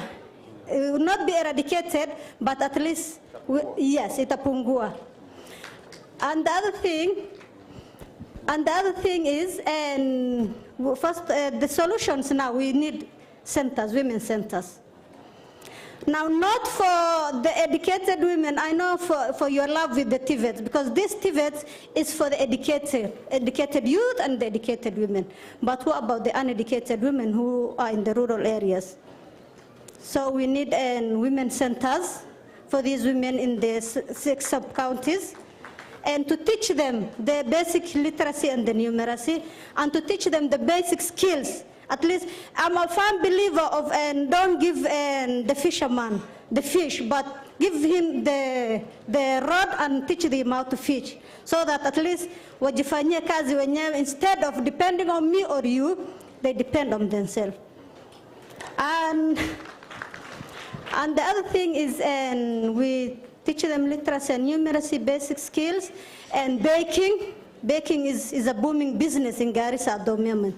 So if at least we teach them how to bake, This women, I'm sure, will reduce the poverty level and will reduce, and at least only these 100 women now that we transformed, I think will be thousands and thousands and thousands. So. Thank you very much, Fatuma, and thank you for what you're doing. Thank you very much. Tumpigie mama huyu makofi. Asante sana. You are doing a wonderful job. You're doing maybe sometimes better than what government is doing.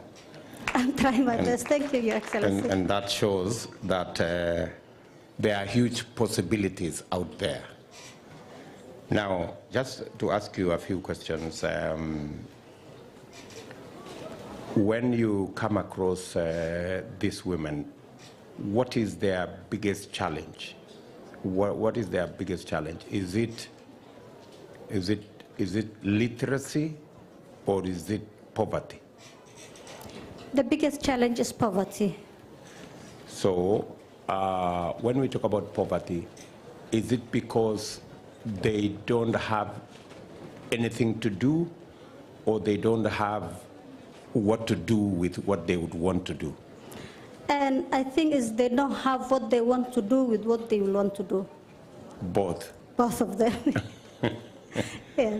So first, it would be for them to be schooled or made knowledgeable about what they can do.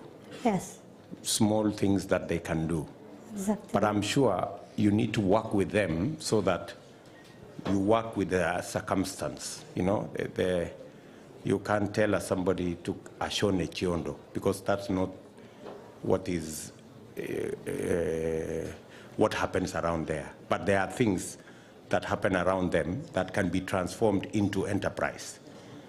Sindio? Yes, we don't tell them what to shona or this thing. So everybody start their own business, yes. And wanashona ile kitu wanataka wapeleke sokoni. Bottom up. Alafu mnawaunga mkono, mnawasaidia. Yes.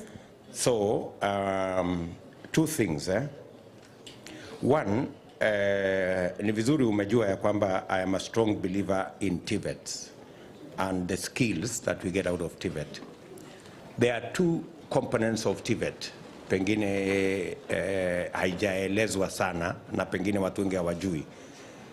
TVET ile tumetengeneza kwa kila constituency, tumewapatia pia sheria inawaruhusu waweze kwenda kufanya outreach.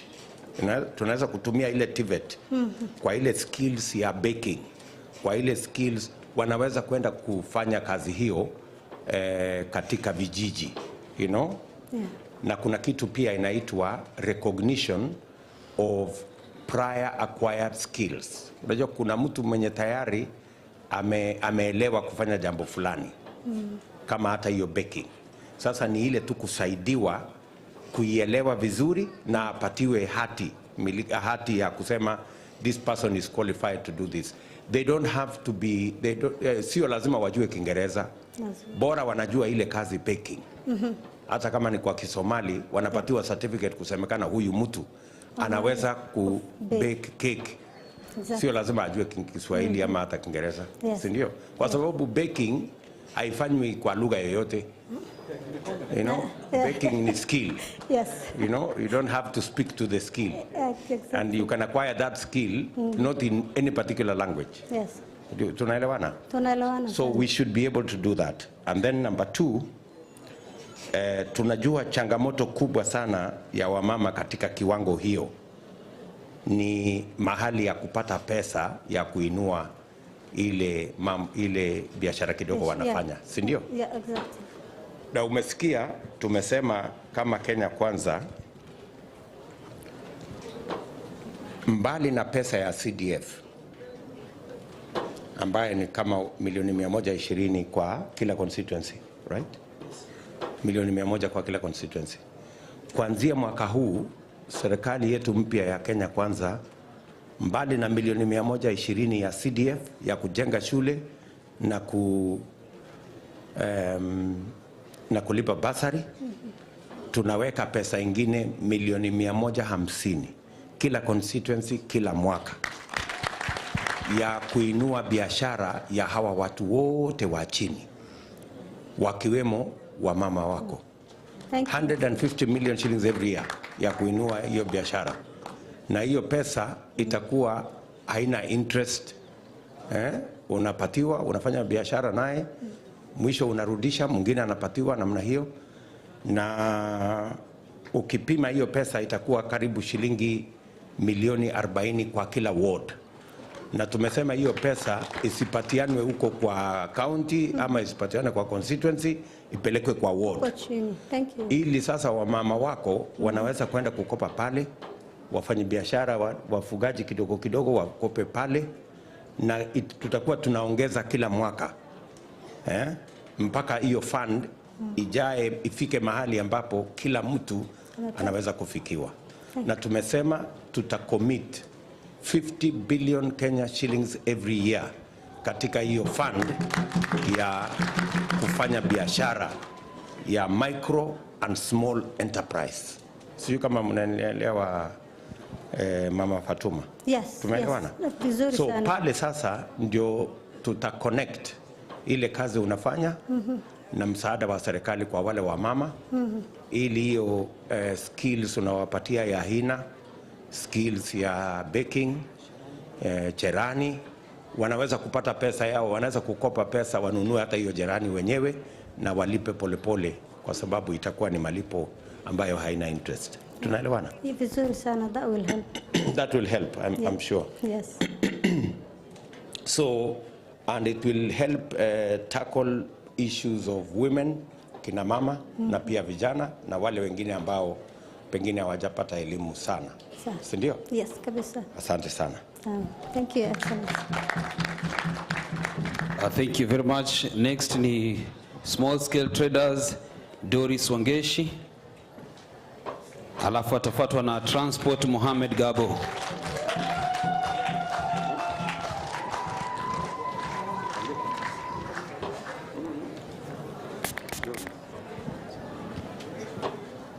Asante, Mheshimiwa Deputy President, our area MP Mheshimiwa Duale, wageni wote ambao wamekuja kwa hii mkutano wa leo, na pia wana Garissa. Hamjambo? Hamjambo tena. Majina yangu ni Doris Wangeshi na niko hapa kuongea kwa sababu ya wafanyi biashara wadogo. Na nitaanza na changamoto ambazo tunazozipata Mheshimiwa Rais. Ya kwanza, biashara tumefungua lakini hatuwezi tukapanua biashara zetu. Ni kwa sababu ya kukosa fedha. Tunakosa fedha za kuweza kuendeleza hizo biashara na kuzipeleka to another level. Nikisema hivyo namaanisha nini? Uko na biashara, unaenda kwa benki. Ukienda kwa benki, unataka kukopa. You want like, let's say $1 million. Mtu kama mimi siwezi pewa 1 million. Kwa nini? Ninaitishwa logbook, naitishwa title deed. Zile vitu wanakuitisha ni nyingi kabisa. Na wengine hata hatuna hizo vitu. Tayari you are locked out. Huwezi pata hizo pesa. Wanakuambia tutakupatia 200. Hasa ukiangalia hii 200 wanakupatia na chenye ulikuwa unatarajia kwenda kufanya, unaona hata haitakusaidia. And if you end up taking the 200, then unaenda tu haifanyi ile kazi matarajio yako. Namba ya pili, kuna wengine nao ambao watakupatia hizo pesa, the micro banks, akina Faulu and the likes. Ukienda huko unapata utapewa hizo pesa, lakini hautalala usiku. Chelewa tu siku moja. Simu akipiga na Airtel anabadilisha Safaricom. Hauna peace. Na ukiendelea, ukikosa kulipa hii mwezi, interest inapanda. Already microfinance wanatupatia na 22%. So ukikosa kulipa hii mwezi ingine interest inaongezeka. Dakika ya mwisho vitu zako zitakuwa auction, karibu hata wabebe watoto. So hiyo pia ni changamoto ambayo tuko nayo. Na ukikosa sasa huko kwa the microfinance banks, kuna Shylocks. Shylocks, kwa wale hawajui, kuna watu ambao wameweka tu biashara mahali, kaduka. Anakuambia nitakupatia 10,000, 20,000, rudisha na faida ya pesa fulani. Hiyo faida anakuambia hata hauwezi ipata kwa ile wakati ambapo anakuitisha. Anakupatia kwa mwezi mmoja tu. Kwa hivyo hiyo mwezi mmoja kama hiyo pesa hujapeleka, wewe uko na shida mingi sana. Na tena utajua vile utaweza kuzilipa. Inakuwa unakosa kabisa amani, na hata kazi yako huwezi ifanya vizuri ukikosa amani. Tunashukuru Garissa ni kwa sababu sisi watu wa Garissa tuko na environment nzuri ya kufanya biashara. Tumechanganyika, kabila zote za Kenya ziko hapa na tunafanya biashara vizuri na wenzetu, na hatuna shida kwa upande wa security, not one I can complain of. So nikijaribu kusema the solutions we would like or the things we'd like you to highlight. Kama hiyo mambo ya bank, tayari tunasikia kuna hii pesa ya bottom up. Hii pesa ya bottom up, hiyo tunaiangalia sana Mheshimiwa Rais. Ni kwa sababu niko na hakika kama saa hizi mimi nilikuwa najipanga, nataka ninunue machines, lakini ile pesa niko nayo na mahali pa kupata hiyo pesa hakuna. Lakini kupitia serikali yako ninajua kwamba hii pesa itatufikia, na ikitufikia we will never be the same again. Maisha inaenda kubadilika. Namba ya pili tena nilikuwa nataka kusema hivi. Hizi pesa najua zitakuja. Jinsi nimesikia ukieleza hapa kidogo nikiwa nimekaa, ni kwamba it's almost 100 million ndio itakuwa inakuja kwa counties. So constituency 150 million per constituency. So hiyo pesa ikifika hapa, hiyo tena pesa ni mingi sana Mheshimiwa Rais. Tunaomba hivi, hiyo pesa kabla haijakuja, ambao wanapangia mipango ya vile hizi pesa zitatiririka mpaka zifikie sisi huku chini, tunauliza tunaweza pata trainings. Wengine tumefungua biashara tu tufungue, hatuna hiyo knowledge, na maisha inaendelea ikibadilika kila uchao. Kuna watu wanafanya biashara hata wakiketi kwa nyumba. Kuna watu wanafanya biashara wako nje. Kwa hivyo technology inabadilika kila uchao. Kwa hivyo pia tunauliza tungeweza kupelekwa into some training in that hizi pesa zikitufikia zisikose kurudi, zifanye ile kazi zitatakana kufanya na ziweze kurudi na tukope zaidi, na ukituona baada ya mwaka moja we won't be the same. Ni nakuhakikishia mtukufu Rais. Ni mtukufu Rais kwa sababu uko karibu kukalia, umekalia kidogo tu, karibu utakalia vizuri. And then there is this thing nilikuwa nataka kuongea about, lakini nimesikia umeitaja about riba. Watu Waislamu na huku ndiko tuko, by the way ama Kikuyu Somali.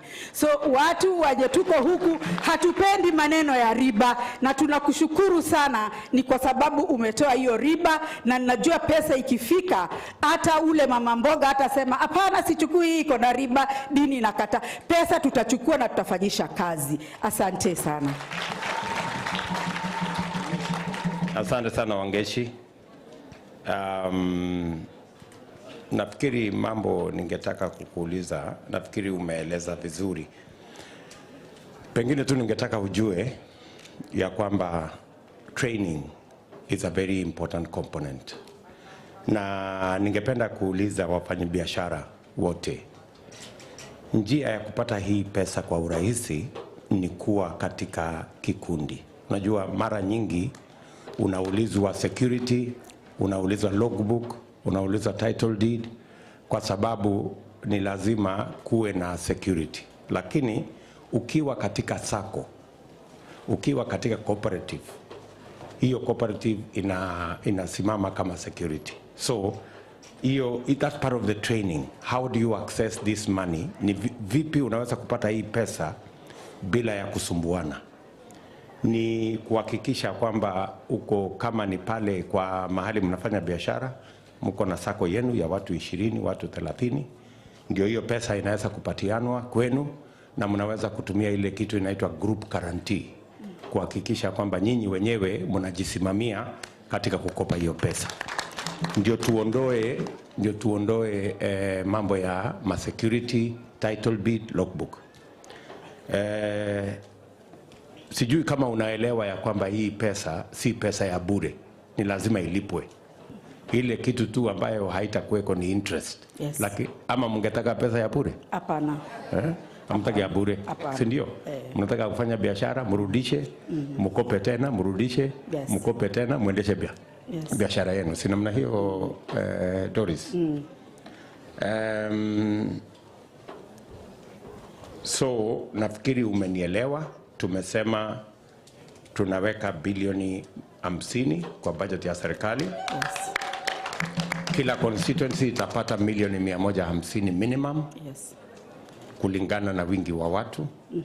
Alafu number 3, tutahakikisha ya kwamba hiyo pesa watu hawaiendei huko kwa county ama kwa constituency, inaletwa mpaka kwa ward yako.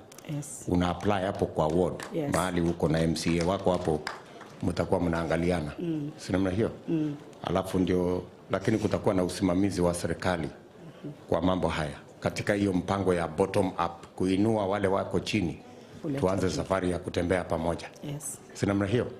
Unaelewa ya kwamba pesa ya serikali tumepatia Kenya Airways peke yake kama shilingi bilioni 100. Yes.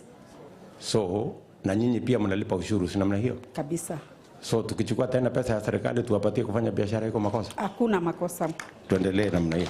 Asante. Thank you very much Mwangeshi. Transport sector Mohamed Gabo. Alafu atafuatwa na mama mboga Hadija Hussein Farah. Thank you. Your Excellency, the Deputy President, Honorable Duale, Honorable Abdi K,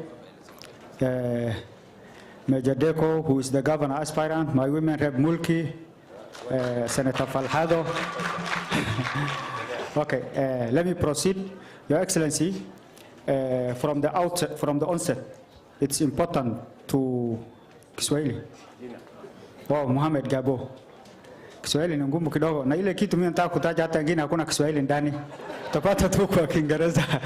Lakini baadaye nitaguzia kidogo inshallah. Your Excellency, thank you for this forum. On the road sector, from the onset, it's important to acknowledge there is this thing called Sessional Paper number 10 of 1965, which have institutionalized marginalization in our region. The emphasis on that paper meant that, you know, resources were not allocated to our region for infrastructural development. In fact, it's infrastructure that suffered most. Your Excellency, you have been in leadership for quite some time. I'm sure when you have a picture of a Somali, who comes to your mind? Someone who is resilient, loud, aggressive, enterprising, risk-taking. This is the person who comes to your mind, I'm sure. Our people are that in nature. We are enterprising, we are resilient, we are very, you know, business-oriented. But the thing that have really lagged us behind is the road infrastructure. I believe of all the other factors mentioned here, if we have the road, if the road network is taken care of, all these other factors will be impacted positively.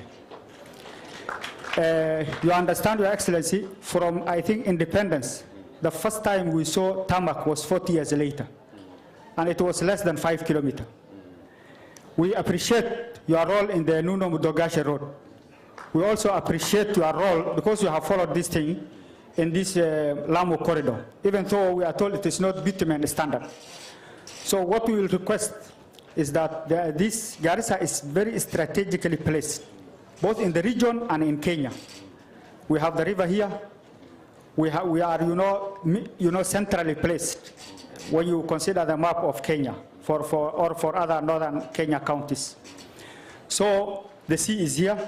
So if we have a bitumen standard road connecting Garissa to Ijara and Hulugo via Garmagala, and you have one connecting towards Liboye to the Somali border, and to Mandera, and to Siolo, and we have a bridge an strategic point in Balambala sub-county, like let's say Sekle, to connect us to, Meru, this part of Ukambani. In fact, Meru, ata Ukambani hakuna biashara mingi. Meru, if we can be connected to that, corridor of Siolo, Meru, that thing, it will really help us. And then in this age, Your Excellency, we have places in our county where there happens to be food shortage during rainy season.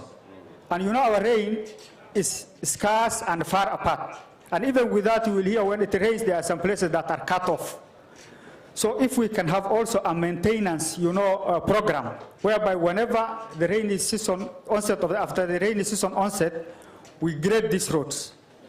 We have a standby machinery in works or wherever, it will really help. So for me, what I will emphasize is that if there are sectors that have really been marginalized in our county or our region, it's the road sector. And if there is a sector that can uplift us in the shortest time possible, it is also, attention on the road sector. And also, Your Excellency, I would like to bring to your attention on this constitutional article 204. Yes, Your Excellency.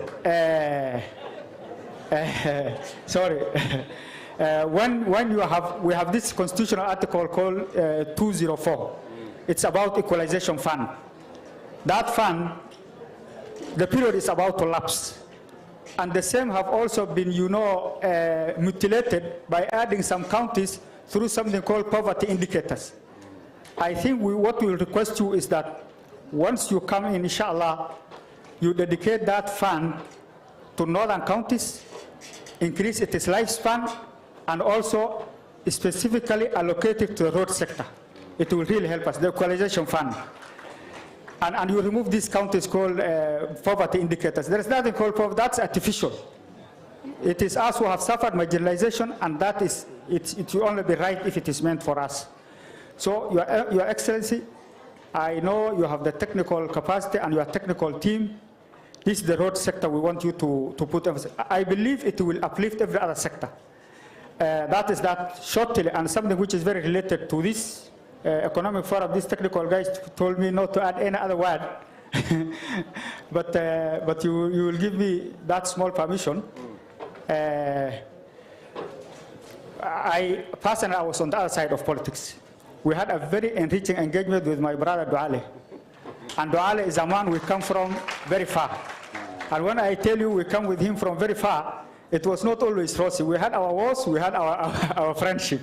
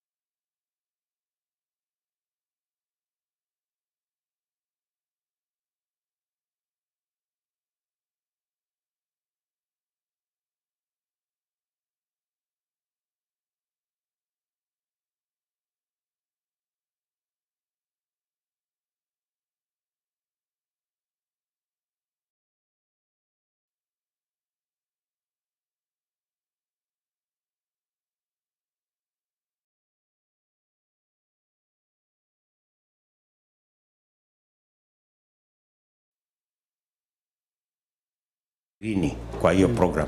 Yes. Lakini sitaki kusema yale yalitokea, lakini nataka nikuhakikishie ya kwamba siku ya serikali yetu mpya 100, hii 100 billion ambayo tumepatiwa, yes, tutahakikisha imetumika kujenga hiyo lami all the way mpaka kule Mandera, kwa sababu tukifungua hiyo barabara na tuweke lami, vile wewe mwenyewe umesema, watu wa hapa ni watu wa bidii, enterprising, resilient, you know, yeah, hiyo biashara nyingine wataweza kujisort kabisa. Na hiyo mpango pia tulikuwa na off grid mambo ya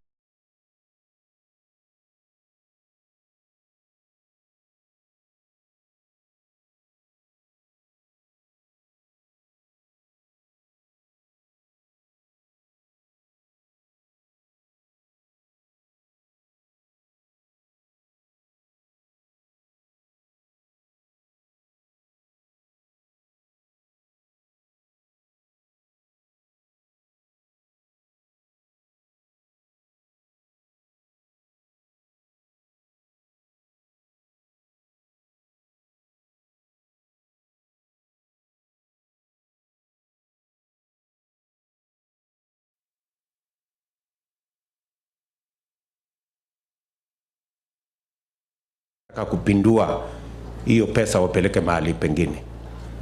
Lakini hatutakubali, kwa sababu hii pesa wakati tuliitafutia Northern Kenya. Kule kwangu Eldoret na sehemu nyingine itangoja kidogo, kwa sababu at least tuko na lami.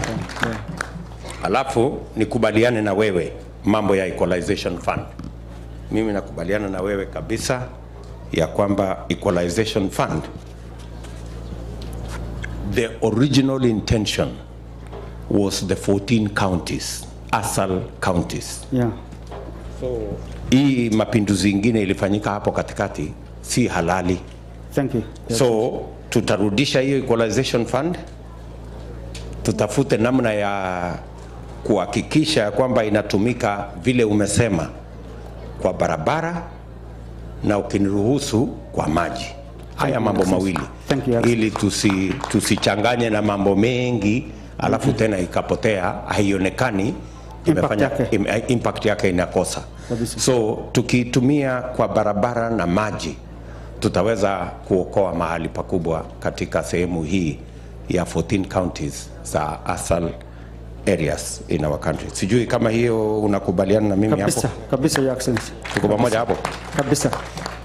Bas, otherwise Bwana Gabo, mbali na hiyo barabara kubwa ambayo tunapanga kuitengeneza, bado tuko na barabara zingine ambazo zinaendelea za hapa Garissa, za kwenda Masalani na sehemu nyingine katika sehemu hii. We will keep those ones going using GOK funds. But we will make sure that we roll out the big infrastructure program, including the one from Lamu kupitia Garissa kwenda mpaka Isiolo. Umesema ni barabara ambayo haitakuwa ya lami, lakini we will find a way of changing it, kwa sababu ukiona ile pesa inatumika kwa hiyo barabara, yeah, alafu tena inasemekana sio barabara ya lami, then there is a problem. Thank you. Kwa sababu nafikiri inasemekana itumike shilingi karibu milioni 80 per kilometer. Then you wonder what kind of a gravel road are you doing with 80 million per kilometer? There must be a problem. So that's something we'll investigate, because I believe strongly that at 80 million shillings per kilometer we should be able to have a tarmac road coming all the way. So haya ni mambo tutayashughulikia. Thank you, Excellency. Sawa sawa. Asante. Thank you, Gabo. Thank you so much. Next ni Mama Mboga Khadija Hussein Fara, alafu atafuatwa na bodaboda Abubakar Maliyu. Nashukuru sana Mheshimiwa William Samoei Ruto. Mimi nikiwa mama mboga wa Garissa, kwanza nashukuru sana wewe kutufikia Garissa, nimefurahi sana. Mimi nikiwakilisha kina mama mboga wakiwa mji wa Garissa, tungependa utusaidie Mheshimiwa. Yale mimi naomba kina mama, jambo la kwanza hapa ninaanza na soko kubwa ya Garissa. Tukiwa soko kubwa ya Garissa, tunakuomba utujengee soko, jambo la kwanza.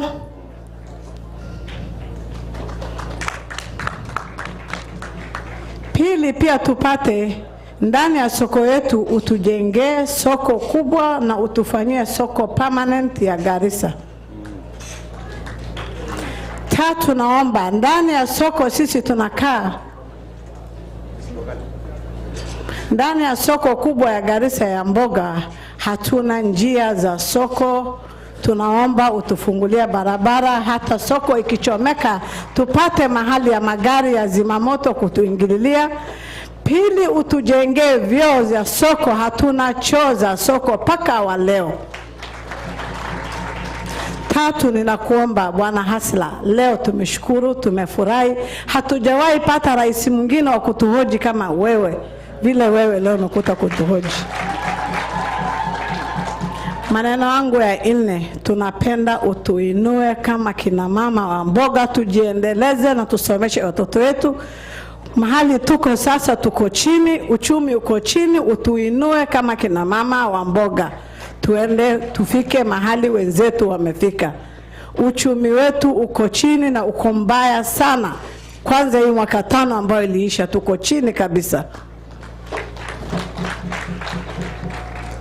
Ya 6, mimi naomba utusaidie kama kina mama. Tumekushikilia na tunakufuatilia paka wale na tutajua tutakupeleka paka State House tukiwa na wewe. Tumeshukuru sana kukuona, tumeshukuru sana vile wewe umefika Garissa na tuko na wewe paka dakika ya mwisho. We are the hustlers like you. Tumeshukuru sana. Haya machache sina mengine. Asante sana Mama Khadija. Unasema pale sokoni iko shida, soko haina mataa, hazina stima na hazina choo, hakuna maji. Hakuna maji. So hatua yetu ya kwanza sio hapo Garissa peke yake. Nataka gavana wetu mtarajiwa wako hapa. Namjua. Bwana gavana,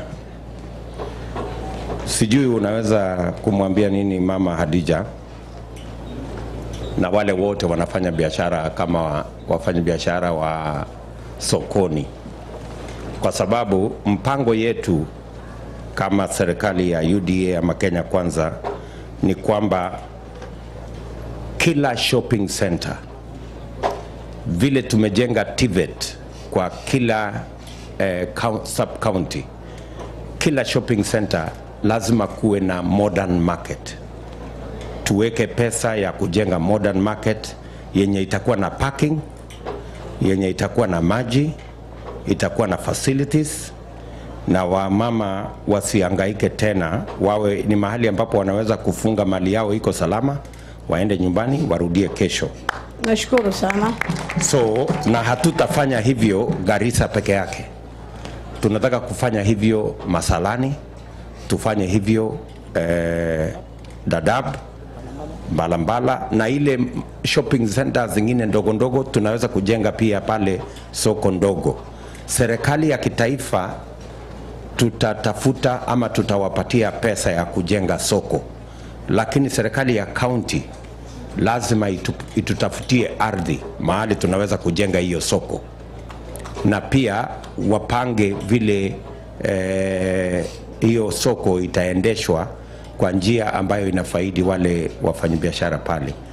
Bwana Deko, unaweza kumwambia Mama Khadija kama utakuwa na mpango ya kutafuta ardhi ili tuweze kukusaidia kujenga hizo masoko, ama mpango yako ni gani? Your Excellency, the biggest challenge and the biggest problem for the Garissa Sokmugdi market, so unaongea juu ya Sokmugdi? Naongea kuhusu soko. Sokmugdi, the biggest challenge is Ashanti. There is no permanent structure in Sokmugdi, and that's why she was saying tunahitaji tujengewe soko mpya. So one of the priority areas tutafanya is to arrange with them, sit with the market vendors at Sokmugdi, tuone vile tutaweza jenga a new market, a permanent structure ambayo ziko na toilets vile aliuliza, sitima, so that they can also trade in the evening. And mboga, some of the facilities will put up when we are putting up the market to work as cold storage facilities, because most of their produce in Haribika within a short period of time, because the area is a very hot area. Some of these goods are perishable. So inshallah, with your support from the national government, we will see to it that in the 5 years of your government and my team and my county government, we will support each other so that we help them. Because these people, these hustlers, if you didn't know, these are the people who keep their families. These are the people who take care of the families, not necessarily the elders or the men. Wamama hawa wana struggle kama are the real hustlers, and they really need big support from us. We have a market that was put up, Qorehi. As we develop this one, we can also move some of them there as we develop this, the old market, and we will ensure that they do not even pay, they pay the minimum rent acceptable, the one they are paying today in those shanties.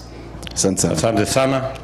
So mama, Yeah. Mama Hadija, mimi nataka nikueleze county government yenu, tutaongea na county government yenu, hiyo ardhi mahali mko naye kwa soko, kama ni ya serikali, tutajenga soko hapo yenye iko na gorofa 2 ama gorofa 3, na iwe na parking huko chini, na iwe na cold room, na iwe na vyoo, na iwe na mataa. Hata hiyo biashara yenu mnaweza kuendesha mpaka saa 4 saa 5 usiku, kwa sababu na tena vile amesema tuwawekee cold rooms, na sio hapa peke yake, katika zile town zingine zote tutahakikisha kwamba tunapanga hiyo biashara, kwa sababu sisi tunaamini kazi ni kazi. Tunaelewa mama?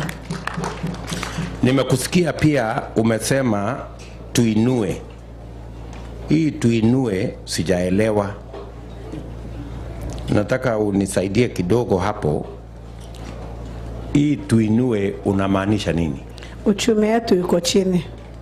Utuinue kutoka bottom up tuende up. Kutoka bottom tuende up. Tuende up. So kuinua in what sense? Kwa maoni yako ungetaka ni pesa ya kuongeza ile biashara yetu ndio tupate kuinuka. Tuko chini tuinuke. So pesa ya kuinua biashara yetu ni pesa. Hiyo ni pesa. Tusaidie tuinuke kama kina mama. Aya. Hii pesa mnahitaji? Ni pesa mko tayari kulipa ama mnataka pesa ya bure? Tunataka pesa ya kulipa. Oh, ya kulipa. Very good. Haya. Hii pesa mnataka ya kulipa. Kwa saa hizi mnakopa pesa wapi? Kwa mfano. Tunakopa kwa mabank. Na iko na interest mingi sana na sisi tunaogopa. So watu wengi wanaogopa kwenda kukopa. Wanaogopa sana. Wengi wajiendelezi sababu ya kukopa. Wanaogopa ile interest, wanaogopa hiyo pesa kujuu, na wanaogopa ile kiwango ambayo wanataka hawapati, kama mwenzetu Wangeshi bila alikuambia. Mtu apati venye yeye anataka. Kwa mfano sasa pale katika soko Mukti. Hapo kwa soko Mukti. Giza. Giza kwa Kiswahili, Mukti ni giza. Soko ya giza. Na hii giza mbona iko kwa giza na? Tunataka utuwekee light ukiwa hasla.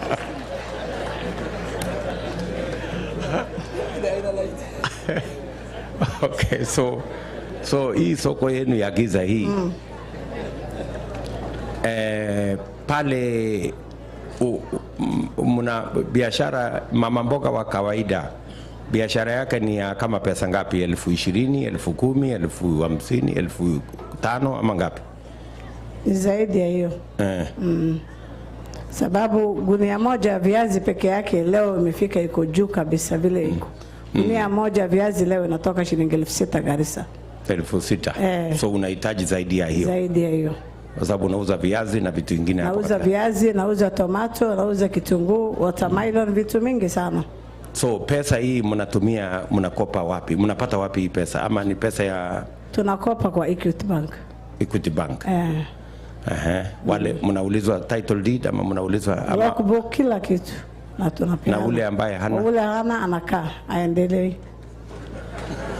Anakwama? Anakwama njiani. Ndio unasema tuinue? Utuinue. Haya. So si umesikia vile nimesema? Nimesikia. Nimesema sasa pale kwa soko yenu kila mwaka tutakuwa na kama shilingi milioni 15 ama 20 kila mwaka. Nashukuru sana. Ambaye sasa itakuwa kwa sako yenu, sako ya soko. Nashukuru. Hapo kwa soko unaweza kukopa kama ni shilingi 20,000 ufanye biashara, alafu unarudisha, alafu unakopa tena namna hiyo, na hiyo pesa haitakuwa na interest. Nashukuru sana. Itakuwa bora tu mtu alipe kabisa, na tena hatutakuwa na haja na logbook ama security ama nini. Bora huko kwa sako ya soko na unajulikana hapo, mtu mmoja mwenzako anaweza kukugarantii kusema huyu mama namjua, sio atoki Uganda, si mtu ya Rwanda, ni mtu ya Garissa, na atalipa hiyo pesa. Tumeshukuru sana. Hiyo itakuwa sawa? Iko sawa sana. So unaona itasaidia wamama wengi? Itasaidia wamama wengi, lakini ningependa pia utuongezee zaidi ya hiyo. Hiyo. Si tunaanza hapo? Tunaanza hapo. Na tena nafikiri tukiendeleza pia utatuongezea. Yes, tutaanza na hapo bottom and then tunaenda up. Yeah. Tunasema itakuwa milioni 20 kila mwaka. Tunaongeza next year inakuwa 40 million. The next year inakuwa 60 million. Namna hiyo. Tumeshukuru. Baada ya miaka 5 mmefika milioni 100 kwa soko yenu hapa. Tumeshukuru sana. Si namna hiyo? Ndio. Itakuwa sawa? Iko sawa. Na mkiwa na maendeleo zaidi tutaangalia tunaweza kuongeza hiyo pesa kulingana na mahitaji yenu. Ndio hiyo sasa. Hapo hali yake tuko sawa, tuko hali. Ninaweza ongeza sasa. Haya, Deko waseme kitu. Khadija, pia sisi kama county government, there was Your Excellency, there was a revolving fund that was passed at the assembly for 150 million a year. Na sisi kama county pia kama county tutaongeza 20 million to match per year to match the president inshallah. Nimeshukuru sana Gavana mtarajiwa, Mungu akubariki na abariki wote. Nimeshukuru sana. Asante sana Mama Farah Khadija.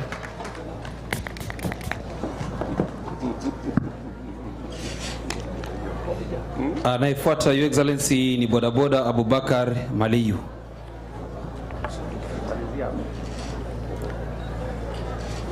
Naibu wetu wa rais,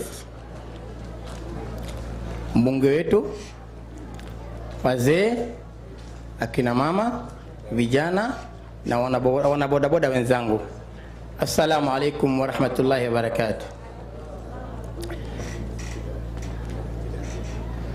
Mgeni wetu mheshimiwa, jambo langu la kwanza, niko na furaha sana leo, kisha na maana wewe ndio ulipogonga ndipo, kwamba wewe ni daktari, ulijua ugonjwa wa Wanakenya wote. Asante sana, kwa sababu hakuna daktari anaweza kukutibu ama kukuandikia dawa bila kujua ugonjwa wako. Sasa hivi sasa unatafuta ugonjwa wetu wa Kenya nzima. Asante sana naibu wa rais, tuko pamoja na wewe. Hakuna kiongozi mwingine aliwahi kufikiria hivi. Sasa kama ni jukumu yetu, ama kama tungeweza, Mungu naye atukubalie, siku ya kura ikifika tarehe 9 mwezi wa 8, bila shaka kwa uwezo wa Mwenyezi Mungu, Mungu atakujalia utakuwa State House. Jambo lingine, Mheshimiwa Makamu wa Rais, tunakushukuru sisi wana bodaboda. Wakati tulipokuwa tunaanza kuangamizwa, ulisimama na sisi ukasema kwamba si wana bodaboda wote ni wahalifu, ila wale wahalifu wafuatiliwe na wale wahalifu wafanyiwe kazi, lakini wana bodaboda wako na haki ya kufanya kazi zao. Asante sana, tuko na wewe. Naibu Rais, sisi wana bodaboda vile ninavyojua ni industry kubwa sana. Kila kona wana bodaboda wanafanya kazi. Kila pona wana bodaboda tuna service yetu ambayo tunafanya. Na pia hivi unavyoona kwamba wana bodaboda ni watu wako na familia zao, wako na watoto, wako na family nyumbani ambao watoto wanasoma, na pia kuna wanawake ambao wako nyumbani wanachungwa. Kupitia hii biashara hivi watu wanaona kwamba si biashara, hii ni biashara kubwa ambayo ni kwambia wengi wetu ambayo tunategemea biashara, wengine hawana kazi ya kufanya, lakini hiyo saa hii bodaboda nao tunayofanya kazi naye inatufanya tuweze kulishi familia yetu na tuweze kustamili kimaisha. Sisi kama wana bodaboda tatizo kubwa tuko nayo, naibu rais, kwamba sisi tunakopa. Hii bodaboda tuko nayo, tunaenda kwa kampuni tunakopa. Baada ya kukopa bodaboda unaambiwa kwa wiki ulipe shilingi 3,800. Na ukumbuke kwamba hii bodaboda natakana nilipe mafuta, nilipe mwenye bodaboda, na pia familia yangu nyumbani inategemea. Na hali sasa bei ya mafuta mnajua vizuri, tunapata matatizo. Hivi naongea na wewe, kuna vijana wengi tayari wameshanyang'anywa bodaboda zao. Kwa sababu gani? Wale kampuni wanawapatia na wanaongojea pesa ilipe kulingana vile waliagana, na wakiona kwamba biashara kuwa mzuri ama pesa yao kulipwa mwezi wa pili, mwezi wa tatu, unaambiwa bodaboda wenyewe wanakuja kuchukua. Umelipa pesa nusu ama umelipa pesa kiasi kidogo, na bodaboda unayo kwa mkono. Hivi naongea na sasa, kuna vijana ambao wamenyang'anywa bodaboda, hawana kazi ya kufanya. Sasa wanatangaza sababu gani? Bodaboda zao wamenyang'anywa sababu wameenda kukopa kwa kampuni. Wale ambao tunachukua kwa matajiri ambao wamenunua bodaboda, tunachukua kwao, kila siku lazima umpelekee shilingi 400 yake. Shilingi 400, ujue kuna mafuta hapo, kuna chakula changu mimi mwenyewe hapo, kuna family inategemea, kuna watoto ambao wanatumia ambao wanategemea mimi tena. Ni hii boda tu ambayo inafanyia hiyo shughuli yote imtegemea mimi. Kwa hivyo kama rais, sisi tunakuomba zaidi kama ingewezekana, ili tuweze sisi wana bodaboda, kwa sababu sisi wana bodaboda wa Garissa, United Garissa Bodaboda Sacco, tuko na sako yetu. Kama ingewezekana ikuwe sako yetu ikuwe funded, iwe kuna pesa tumepata katika sako yetu, ili wanachama wetu sisi wenyewe tuweze kuwapatia hizo boda. Kama kuwanunulia tuambie tuwanunulie, ama wakuje, kwa sababu tunajua sisi kwa sisi walipe kwa ile gharama ya chini. Si tuweze kumwambia mwanaboda ambaye tunajua mimi nikifanya kazi ya bodaboda najua kiasi mimi napata, nimwambie anipatie kwa wiki shilingi 3,800. Itakuwa rahisi zaidi. Pia wale members wetu wanaweza kujiendeleza, kwa sababu tutakuwa na mpangilio wetu vizuri, tunajuana sisi kwa sisi, na hii itakuwa ni jambo moja ambaye itatujenga sisi wana bodaboda. Makamu Rais, kwa usalama, vijana wengi ambaye baada ya kumaliza form 4, wengine wamaliza university hawana kazi, kuliko kutangatanga na kujiingiza katika hali ya ujambazi, kujiingiza hali ya uhalifu. Vijana hawa baadhi yao walienda kwa majirani zao, wale kuna bodaboda wamechukua bodaboda kwao, na wengine wameenda kwa makampuni wanachukua bodaboda. Saa hii vijana wamejishughulisha. Kwa sababu gani? Wako na shughuli ya kufanya. Amemaliza shule, kuliko aketi tu bure, ambaye baadaye shida ikuje kutokea, ambaye baadaye iweze akili badilika aingie katika uhalifu. Basi hii shughuli, hii kazi ya bodaboda inamkeep busy, anapata sabuni yake, anapata vitu yake ndogo ndogo. Basi uhalifu imepungua katika kaunti yetu ya Garissa, kwa sababu wale watu wabaya ama wale ambao tunaogopa uhalifu wanatumia hao vijana hiyo nafasi ambaye hawana kazi, wanaketi bure. Basi wanajaribu kuwabadilisha akili zao na wanajaribu kuwavutia wao kuweka hao katika hali ya uhalifu. Lakini kama kuna bodaboda ya kutosha, hao vijana wanafanya kazi zao, endakuwa tayari umeziba hiyo nafasi ya kijana kuwa mhalifu. Kwa hivyo bodaboda bali na kuleta unakuwa kwamba ni industry ambayo ina employ watu wengi, bali hiyo tena katika usalama tunachukua sehemu kubwa. Pia watu wa bodaboda, kuna habari nyingi ambayo tunapata, tunashirikiana zaidi na maofisa wetu wa serikali. Kwa hivyo wana bodaboda bali na kuwa tunafanya kazi naye katika usalama, sisi tunajihusisha. Kwa hivyo Makamu Rais, tunaomba kama uwezo wako, sisi wana bodaboda tuko na wewe katika sako yetu ikuwe funded, tuweze kupata pikipiki kwa bei nafuu. Sisi wenyewe tukopeshane sisi wenyewe, ili tuweze kuwa hakuna mwana bodaboda ambaye anaweza kusumbuliwa ama anaweza kunyang'anywa boda zake kwa sababu ya kushindwa kulipa. Makamu Rais, Nikimalizia na kushukuru, kuna vijana karibu 20 ama 15 ambao walinyang'anywa bodaboda zao. Kwa niaba ya wanabodaboda wenzangu, kama utapata kulingana na uwezo yako, kama utapata bodaboda 10 ambaye tuweze kupatia hao vijana maisha yao endelee, ingekuwa vizuri zaidi. Asante mheshimiwa. Shukrani sana Abubakar. Sekta ya bodaboda vile wewe mwenyewe umesema ni sekta muhimu. Naam. Tuko na wanabodaboda karibu 1.4 Kenya mzima, na wanashughulika na maisha yao, familia zao, na wanafanya kazi mzuri, na ni sekta ambayo ni ya kujituma. Watu wengi pale ni mahasla tu wa kujipanga na vile mambo yalivyo kabisa. So kwanza nakubaliana na wewe, na tumesikia hii sehemu zote za Kenya kwamba watu wa bodaboda wanalipishwa kiwango ya juu sana ya malipo. Bodaboda ya 1130 mwisho wanalipa shilingi 1280 kwenda juu. Ndio mheshimiwa. So kwanza nataka nikushukuru kwamba nyinyi mmejipanga katika sako. Asante. Hapo kwa sako ndio mtapata msaada. Tumekubali ya kwamba kama serikali, kama mmejipanga kwa sako, tutawapatia pesa ya serikali kwa sako. Asante. Na mtaweza kununua pikipiki badala ya kulipa mwenyewe shilingi 400. Wewe kama mwenye bodaboda utalipa shilingi 250 peke yake kila siku. Asante. Kulipia ile pikipiki. Hiyo pesa ingine yote iko juu, itakuwa ni faida yako ili uweze kuendesha familia yako. That's number 1. Number 2, tunajua mko na changamoto ya insurance. Mara nyingi mnasumbuka na mambo ya insurance. Kuna vile tumekubaliana na kampuni za bima, tuone kama tunaweza kufanya kitu inaitwa pooling, tuweke a pooling system ndio tupunguze gharama ya bima ile mnalipishwa. Vile vile serikali ya county zingine, sijui hapa Garissa, wanalipisha bodaboda ushuru. Tumesema ya kwamba tutazungumza na county governments, kama wanalipisha ushuru lazima waambie wanabodaboda ni nini, service gani wanatoa. Wasilipishe tu ushuru na hakuna kazi wanafanyia watu wa bodaboda.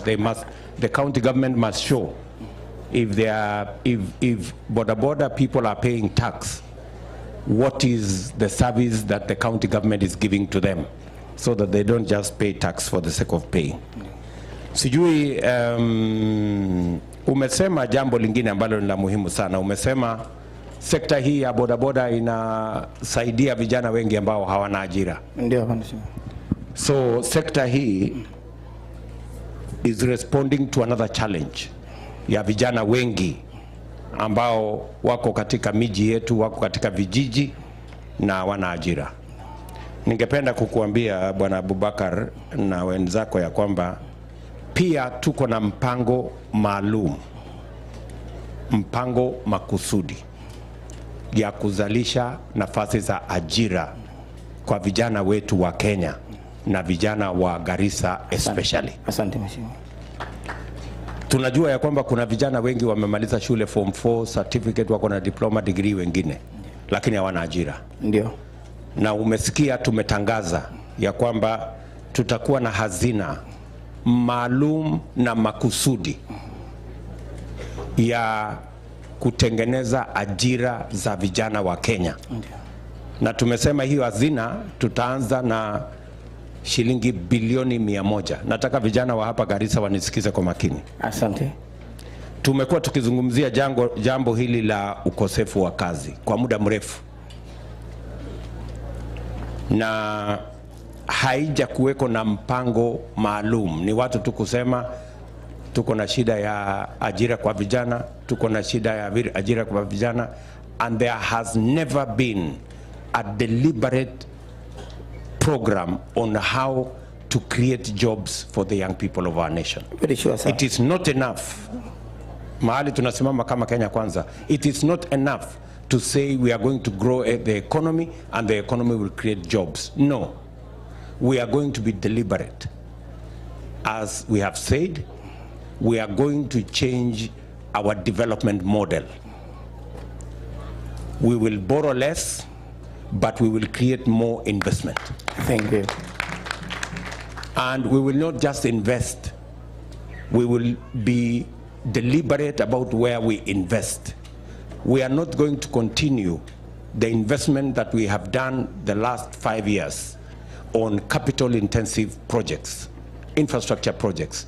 We are going to change so that we invest in labor intensive infrastructure projects that will not only create jobs for the young people of our nation, but it will also create opportunities for business so that we can put money in many people's pockets.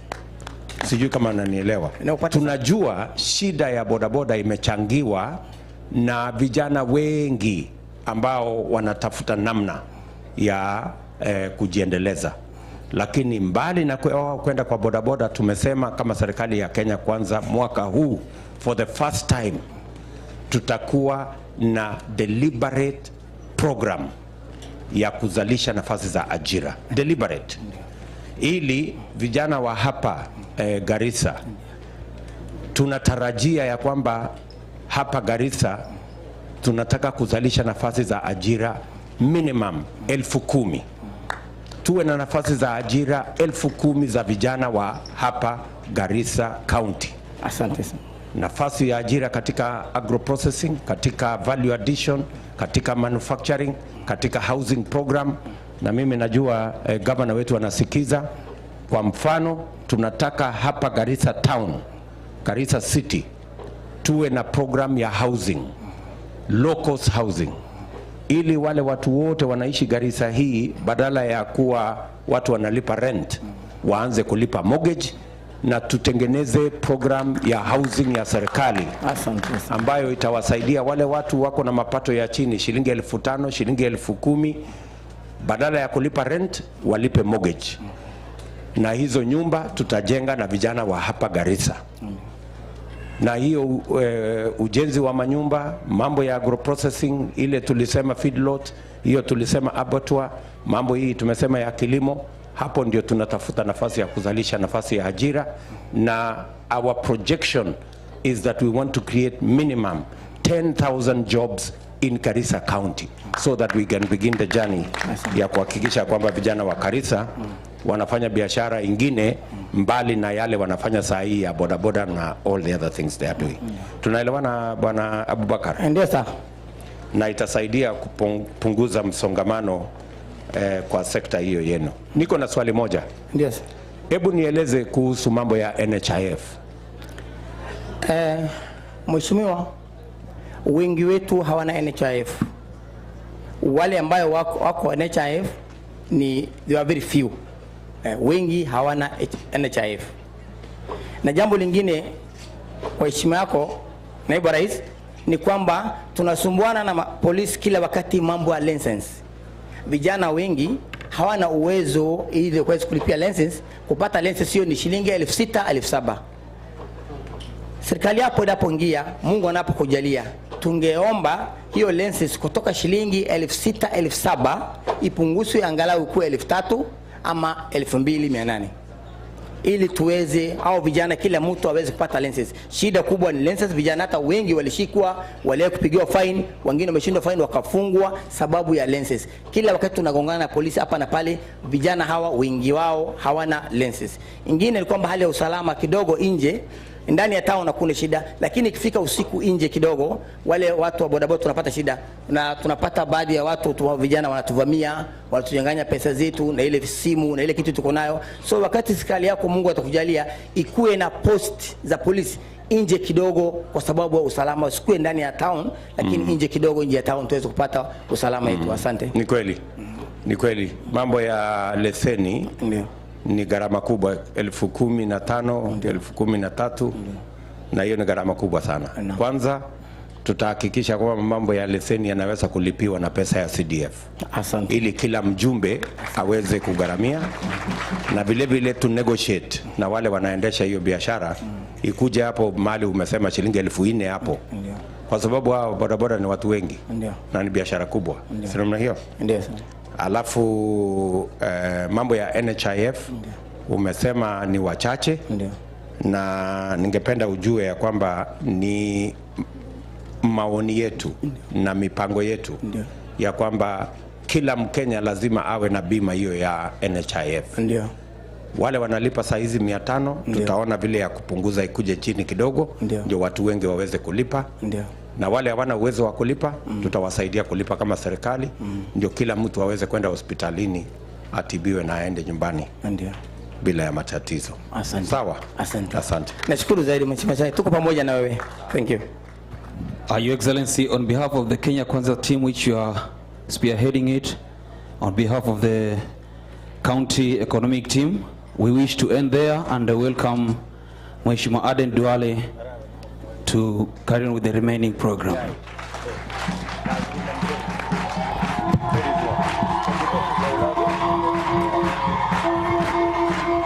Bas. Asanteni sana. Sasa nafikiri tumemaliza awamu ya kwanza ya mambo ya uchumi, majadiliano ya uchumi ya Garissa County. Na rais sasa, kesho makamu wa rais tutakuwa naye Wajia, tufanye ya Wajia, alafu tufanye ya Mandera. Iliyobaki ni akuje hapo aweke sahihi na sisi wakazi wa Garissa. Unajua hii maneno ya tunakutana Garissa primary, tunapigia debe mtu anakuwa rais, akiingia hajui Garissa ilikuwa wapi. Sasa ndio makamu wa rais amesema hii maneno mmesema imeandikwa na tutakuja kuandika hiyo chata ili tuko na kibali ya kusema Mheshimiwa Ruto ulikuwa na sisi siku ya Jumatatu hapa Garissa. Wazee wako shahidi, wasomi wako shahidi, mama mboga wako shahidi, bodaboda wako shahidi, vijana wako shahidi, viongozi wako shahidi. Wewe hujatimiza ama umetimiza. Sasa wacha niulize, kwa sababu tunaenda barambala inshallah, tunangojewa Modogash, tunangojewa Habaswein. Barambala na Modogash na Habaswein, tangu dunia imeanza hakuna mtu anatafuta kiti ya rais ameenda kuomba kura. Si mnajua hivyo? Watu walikuwa wanakuja hapa Garissa primary wanakwenda zao. So watu hata Barambala leo waone rais mtarajiwa. Nataka niwaulize, tuko na MCAs wetu wengi sana wa Kenya Kwanza. Nataka wakuja wasimame tu hapa. MCAs wetu kujeni hapa. Kujeni hapa MCAs wetu wa Kenya Kwanza. Mheshimiwa wengi wako katika wanapeana makaratasi. Jina na ile ward unafanya. Jina na ward.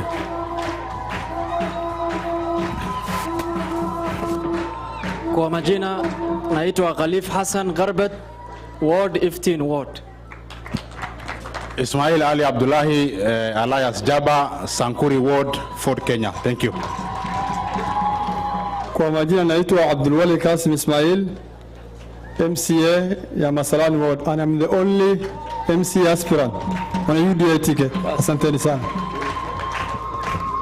Mheshimiwa makamu wa rais, kwa majina naitwa Mustafa Abdurashid, mgombea wa kiti cha MCA mahali umekaa ambaye ni 15. Can I just add one thing? Okay. Your Excellency, I don't know whether the forum did not understand or the people did not understand. I think this forum was very important, and we were talking about businesses and the future economy of the country. Businesses are divided into 4. There is the micro enterprise, there is the small enterprise, there is the medium and the large enterprise. But now there is the nano enterprise. You know, kina mama sasa kama Mama Wangeshi, Saloon, Khadija. Now, what I wanted to request from your next government is give these small businesses who are even unable to employ a single staff tax breaks up until watafikisha kiwango ya pesa fulani ambao wanaweza lipa hiyo ushuru. Asante. Thank you Chief Asla. Kwa majina naitwa Shukri Mohamed Abdi, aspiring MCA Township Ward with Ford Kenya ticket. Thank you very much. Thank you so much. My name is Mahmoud Adan. I am MCA for the Fafi Ward aspirant. Thank you, the Chief Asla. My name is Ibrahim Illa Mohamed, MCA aspirant under UDA ticket kutoka the Kaharia Ward Fafi constituency. I, Ahmed Muhammad Ali, MCA aspirant 15 Ward, party UDA. I take the opportunity to welcome Chief Hasala here. We are very happy with your agenda and you are working hard. Mengine tutaongea baadaye tukijenga serikali. Mr. Deputy President, ladies and gentlemen, good afternoon. I'm Suleiman Salat, aka Sule, flag bearer of UDA, under UDA ticket, Galbet Ward. And I'm also called Simba wa Galbet, derived from the word Simba wa Siasa Adem Baredwale. Thank you so much. Assalamu alaikum. Kwa majina naitwa Hussein Mohamed, Your Excellency. Mimi nanijua ni kijana high rise. Tuko na Gideon Kater na MP wa Langata huko vijana yako. Na mimi nawania kiti ya Township Board on a UDA ticket. Na vile Major aligusia, I am the sponsor of the revolving fund bill.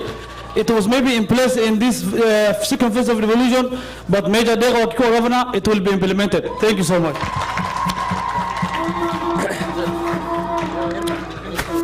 His Excellency Dr. William Ruto, all candidates under Kenya Kwanza, wananchi wa Garissa, assalamu alaikum.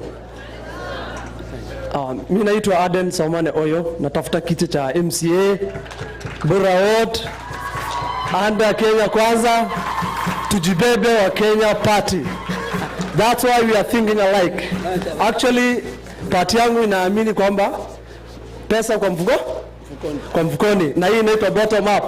Ndio maana tuko pamoja. Thank you so much. My name is Yasin Mohamed Karur, an aspirant on a Tujibebe party ticket. Tuna represent hapa Kabogo leo. And we believe in the economic bottom-up economic model. Yasin is the incoming aspirant for MCA Township. Huyu ndo ule anaingia. Hao wengine wananisupport, wananipeleka mimi. Bas, wacha niwaite wajumbe wetu ambaye wanatuwakilisha Fafi. Mheshimiwa, nimeleta salamu ya Hangol. Lakini ukiona pale iko Hangol mingi sana. Hangol ako huko wapi? Welmarer.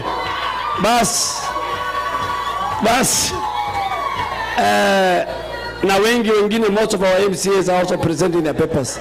So can I call our aspirants, Mheshimiwa Sube, Mheshimiwa Arale, Mheshimiwa Zaitun, Mheshimiwa Abdikei, mama wetu women rep, kujeni hapa at least tuangalie. Mnajua tunaenda kwenu, so mtaongea huko sana.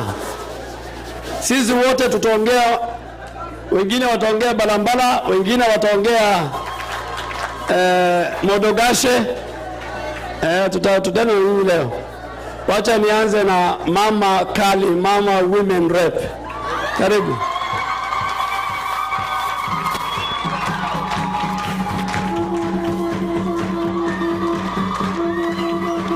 Asanteni. His Excellency, the Deputy President and the incoming President.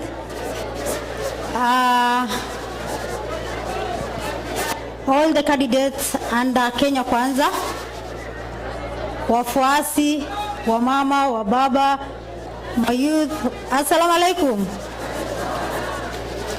His Excellency, nakukaribisha sana hapa Garissa. Kwa majina naitwa Mulki Warsame, nagombea kiti ya Women Rep Garissa County, na nasema at least we appreciate having this forum here today. It's an opportunity ya kwamba you are the first president ambaye amekuja hapo mashinani kujua shida zetu. We are with you till the last minute. Thank you very much. Na hii mic msishike chini, inakatakata. Mkishika chini. Wacha nimuite ndugu yetu Sube kutoka Fafi. Anawania kwa chama ya ANC.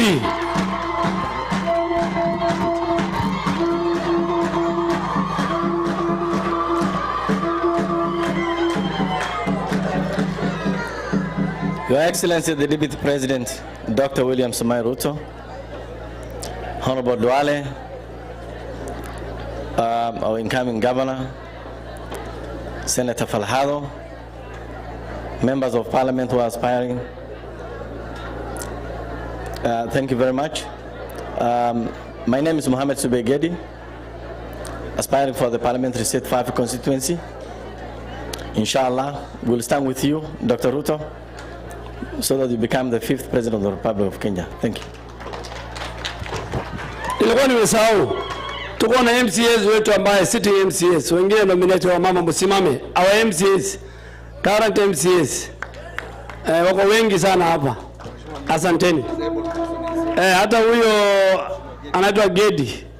Unajua hawezi kusimama. Hata Gedi yuko hapa, our nominated MCA. Wacha nimuite ule kijana ambaye tunajua atabeba kiti ya Lagdera. Rafiki yetu anaitwa Zaitun. Na leo tuko Modogashi. Bismillahirrahmanirrahim. Bwana Naibu Rais na viongozi wote, karibuni Garissa County.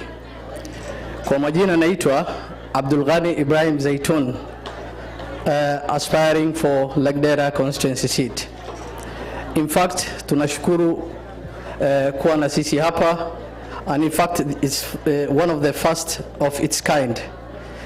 Watu wamefurahi, sisi wote tumefurahi kujadiliana na wewe. We had a good conversation. We had very intelligent and professional guys out there who well represented. In fact, some of them got recommendations from the DP, like Abdurrahman Gure. Dr. Abdurrahman, I think, is a doctor by professional. And he had so many professionalism. Actually, he's a politician.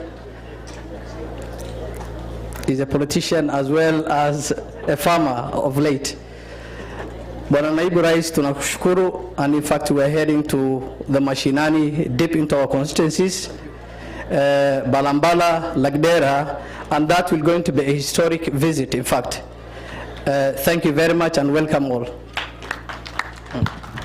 Asante Zaitun. Unatukaribisha Modogashi. Wacha nimuite rafiki yangu sana Mheshimiwa Arale wa Balambala.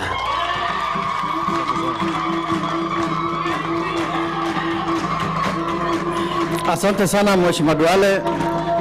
Your Excellency the Deputy President, wageni waheshimiwa wote ambao wamefika hapa, wananchi wa Garissa, assalamu alaikum. Tunashukuru, na kitu ya muhimu ni kwamba katika huu mjadiliano leo tumeelewa shida ambazo zinawakumba wananchi wetu kabisa. Kama tulikuwa tunatumana ma experts wakuje watuambie story na watuambie ya kwamba wananchi hawa hawana maoni, leo umeona kwa macho yako na umesikia kwa masikio yako ya kwamba wananchi wa hapa ni watu ambao wanaelewa tatizo lao, na suluhisho ambazo zitasuluhisha hizo tatizo ziko kwa mikono yao na washakupatia maoni, na ile kitu tu tunangojea ni implementation of those recommendations which will form a charter that is going to form the basis of our manifesto. Kwa hivyo sisi tunaenda Balambala, siasa yetu tutaenda kupigia huko. Hapa tu ilikuwa salamu. Asanteni sana na karibu Garissa. Yes. Unajua huyu ndiye alikuwa mtu ya mwisho alikwama kwa ODM. Huyu si mnamjua? Huyu amekataa kutoka ODM lakini nimemtoa. Nilimwambia juzi mwaka jana barabara, lakini sasa hizi yako sawa sawa. Abdikesi mnamjua? Si ndio anasimama Balambala? Abdikesi utaongea huko sasa, ongea na watu kidogo. Utuambie kwa nini umeondoka. Asante, assalamu alaikum. Your Excellency, our Deputy President, na Mheshimiwa Duale na Mheshimiwa Governor mtarajiwa na waheshimiwa wote. Jambo la kwanza, Mheshimiwa Deputy President, kwanza tumshukuru Mwenyezi Mungu kwamba ametuchagulia na akatupa mawazo sisi ya kupata kiongozi kama wewe ambaye umekaa hapa masaa zaidi ya 4 kutusikiza sisi na shida yetu. Na hata siku zote tumeitwa tu pale Garissa Primary School, tunapigia watu makofi, mtu akienda tunabaki na shida zetu. Mheshimiwa Deputy President, mimi kama wanavyojua wananchi wa Garissa, nimekuwa mtu wa upinzani, mtu wa ODM kwa muda mrefu. Lakini kuna jambo moja ambayo umelitaja hapa, ndio jambo ambayo imenifanya nikaona busara. Ulisema ukatuuliza swali moja. Wewe nyinyi watu wa Northeastern, mtu ambaye kila akifanya mkongamano kama hili anasimama, jambo la kwanza ni kusema atapunguza pesa zinazoenda za development za Northeastern, na bado mnasimama na yeye. Mimi nikauliza, hii ni sijui inaitwa kuzimia, inaitwa nini? Kila wakifanya kikao, mambo yao ni kuzungumza na kusema tutakata Garissa pesa fulani, tutapata Mandera pesa fulani, tunakata fulani. Nikasema hapana, sera hizo sikubaliani nayo. Jambo lingine, Your Excellency, wewe ni mtu wa kawaida kama mimi. Ukiwa miaka 7, miaka 8, wewe ulikuwa katika shamba ya mzee baba yako. Sisi hapa tulikuwa tukifunga shule, tunachunga ngamia na mbuzi za baba yetu. We resonate with you. We understand you. You are a person who feels us and feels our problems. And that is why we have taken the decision to stand with you. Watu wa Northeastern, wacha niwaambie tu kitu. Kule kwingine hakuna sera ya uchumi. Mimi niliuliza wale, mnajua mimi ni economist. Nikauliza wale ambao wako huko sasa, sera yetu ya uchumi ni gani? Tunaambiwa hatujui, hebu uliza fulani, hebu uliza huyu, hebu uliza huyu. Baadaye wakakuja kusema wacha tuseme tutagawia watu milioni 6,600. Kauliza ala, watu wangapi? Watu milioni 2. And the rest of the 48 million Kenya people mtafanyia nini? Hakuna. Mheshimiwa Deputy President, nikaangalia wewe sera yako na mambo yako na matarajio na nia ulionayo ya Northeastern, na umetuonesha umesimama na sisi. Wewe ukiwa Deputy President, sisi tulikuwa majority of the leader in the National Assembly of Kenya, undisputed. Siku ile ilikuja handshake, victim ya kwanza alikuwa ni kijana yetu hapa. Huyu ni kiongozi wetu ambaye sisi tunajivunia sana kama watu wa Northeastern Kenya, na wewe ndio umemfanya hivyo, na kuna wengi zaidi na sera nyingi zaidi. Mimi nilikuwa mbunge wa Balambala, nilikuwa mpinzani, nilikuja ofisini kwako nikiwa mpinzani ambaye nimejaza mifuko mawe ya kukugonga wewe, nikakwambia unajua Balambala haina stima. Ukaniambia lakini si umage hizo mawe, nikakwambia hakuna. Ukasema acha nijali maslahi ya watu ya Balambala, mahali utaenda leo ukafikisha national grid. Nikakwambia Your Excellency, Balambala vijana hawana kazi na wanataka ujuzi. Out of the first 60 TVETs za kujengwa, ukaamua na hii mfuko umejaza mawe utamwaga umwagi. Nikakwambia bado sijapata busara ya kumwaga. Ukaniambia mimi ninajali maslahi ya watu ya Balambala, ukajenga TVET ya Balambala. Mimi nimeamua kusimama na wewe, mimi na watu wangu. Mheshimiwa Gedi Ado ambaye ni mtu mlemavu hapa, alikuwa chairman ya county ya Garissa ya ODM. Na tumevuka sisi tukiwa wengi na tumekuja kusimama na wewe, maana tunakubaliana na wewe. Mengine tutazungumza Balambala. Sisi ni kukushukuru kwamba Balambala kwa historia ya Kenya itapata Deputy President ambaye atasimama pale kuongea na rais mtarajiwa. Tunafuraha sana, tunakaribisha sana Your Excellency. Asante. Senator Falhabo, mmoja wetu 1 minute, alafu nimite governor.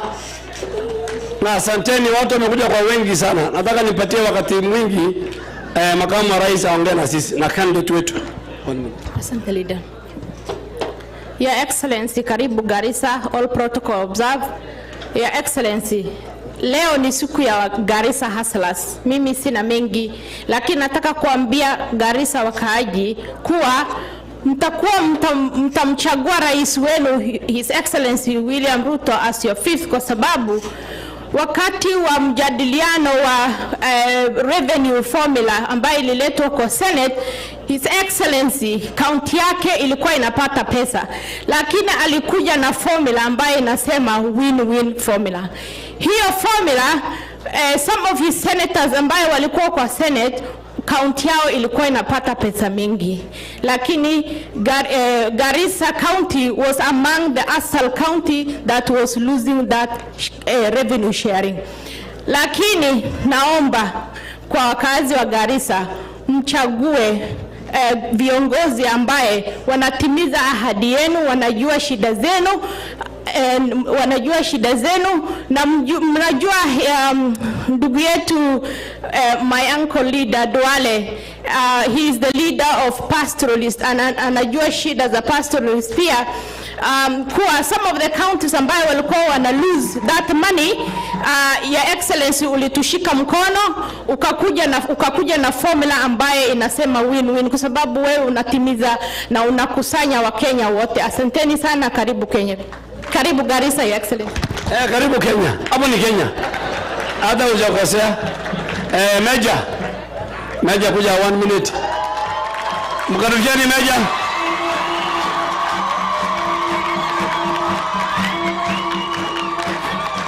Bismillahirrahmanirrahim. Your Excellency, the Deputy President and the next President of the Republic of Kenya, all leaders here, wamama na wazee, assalamu alaikum. Your Excellency, wakati ulisimama hapa mara ya kwanza, when you're opening the program, there is something uliongea hapa, nikasema mzee ni kama anaongelesha watu ya Garissa. Sababu nilikuwa nasema hata afadhali angejua Kisomali angesema kwa Kisomali. Ile maneno ya busara umeongea hapa. One of them is why we elect our leaders. Yani the politics is about interest. Politics is about interest. Mtu amesema nitakata pesa yenu, na ile watu wanaenda kuchagua ni watu ya Garissa. Na amesema nitakata pesa yenu. So I don't know what formula they are using or what reasoning they are using kuja kuelect mtu ambaye amekwambia nitakata pesa ile una receive hapa. Secondly, within our local politics, hapa Garissa tuko na shida mingi sana. Sio? Maji tuko nayo, hospitali tuko nayo, watoto wanapata bursary. Lakini iko watu ya Garissa for whatever reason wame decide watafuatia somebody else ambaye yako hapo ndani. So it's a very unfortunate. Politics is about interest. Ile kitu ingine, leaders ambayo wanasema give me this, I give you this. Hii position sharing ambayo ndio inaleta sisi tukupata hiyo shida. Tuko na shida mingi, lakini tutakuja kuongea later on. Suluhisho umeleta hapa. Ulikuja ukachukua maswali, ukauliza maswali, wakakujibu. Our experts ambao wako hapa industry sector zote wako hapa na wakakujibu. Mimi ningeendelea kuongesha the issue of feedlots. I just want to give you an example of the issue of feedlots. Mimi na Duale tulianza a feedlot center around here Garissa town. Mimi bull nimefeed for 3 months. Dead weight, the highest level, I mean the biggest weight nilipata was 567 kilograms of dead weight. Na nimefeed animal mwezi ngapi? Mwezi 3. If we could have, the only problem we had, the challenge we had is the marketing part. Tulikuwa tunauza kwa farmer's choice at 350 per kilo. Then all of a sudden ikaenda 290. We lost some money, but if you gave us something to support that sector, ambayo tunaweza saidiana, the issue of the value of our livestock here will improve. The other thing is the dam ambayo maji uliongea juu yake, the flooding of the river Tana every year, twice a year, inaharibu mashamba yetu. One of the proposal was to build a dam. Nilikuwa nataka kuomba wewe, Your Excellency, if these dams can also be done along the river, subsequent dams from down Sigle all the way to Masalani. If we can have a couple of them, itatusaidia. So hiyo maneno mengine tutakuja kuongea baadaye as leaders of Garissa County when we are signing with you the charter. Your Excellency, you have given us an opportunity to understand your level of engagement of the people. Leadership, wanaweza jua shida ya wananchi if they engage the people. Ile mtu anatutengenezea maneno huko juu haelewi shida zetu, ile pesa anatuma inapotea hapa katikati. So asante sana Your Excellency, tuko na wewe. We have no other choice, we have no other option on this issue. Leadership, President is Dr. William Samoei Ruto. Na mkitaka sasa maneno ikuwe mzuri pia Garissa, sasa mnapatia mimi mkono pia, ndio tukue pamoja as a team. Assalamu alaykum warahmatullahi wabarakatuh. Basi mimi nataka, unajua Your Excellency, umesikia ya uchumi. Sasa wacha usikie ile shida sisi tuko na kama jamii ya hapa North Eastern, jamii ya Wasomali na wafugaji, ambayo tuliangojea serikali yako ikiingia hiyo itakushana. Mimi nataka niwasalamie, yuko vijana wengi hapa na wasichana ambaye kila siku ni foot soldiers ya Kenya Kwanza na foot soldiers ya William Ruto. Wamekaa hapa vijana usiku na mchana, wako kwa simu wakiweka ya agenda. Hata saa hizi mimi najua wako live Facebook na watu wamekuja wengi sana. Mheshimiwa Makamu wa Rais, sisi wa Somali hasa tunaishi kaunti 3 pamoja na Wakenya wengine, na tunaishi na Wakenya wengine karibu kaunti 18 ikiwemo kaunti yako ya Uasin Gishu. Lakini ikifika wakati wa kutoa kipande ama pasipoti, sisi tunafanywa kama si wa Kenya. So katika hii charter utakuja kusaini, tutaweka hiyo ya kwamba ukikuwa rais, na leo useme ukikuwa rais na utakuwa kwa mapenzi ya Mungu, vile Kipkorir na Washira na Otieno wanapata ID card, ndio Muhammad na Halima na Hussein watapata. We must end this perpetual historical discrimination contrary to the Constitution of Kenya. Ya pili, sasa hata imekuwa Wakenya walianza na sisi, sasa wamefikisha Wakenya wengine. Hawa mama wamekaa na wale Wakenya wananisikiza, bwana zao, watoto wao, mandugu zao Kenya wanapotea, wanauawa kiholela.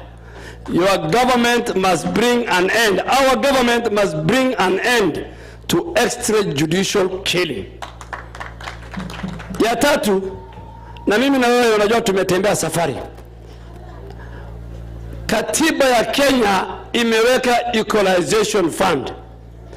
Kuanzia 2010 kuna watu katika serikali hiyo 2010 ilisema equalization fund iko na 14 counties, Your Excellency. Mpaka leo that fund ilikuwa na window ya 20 years.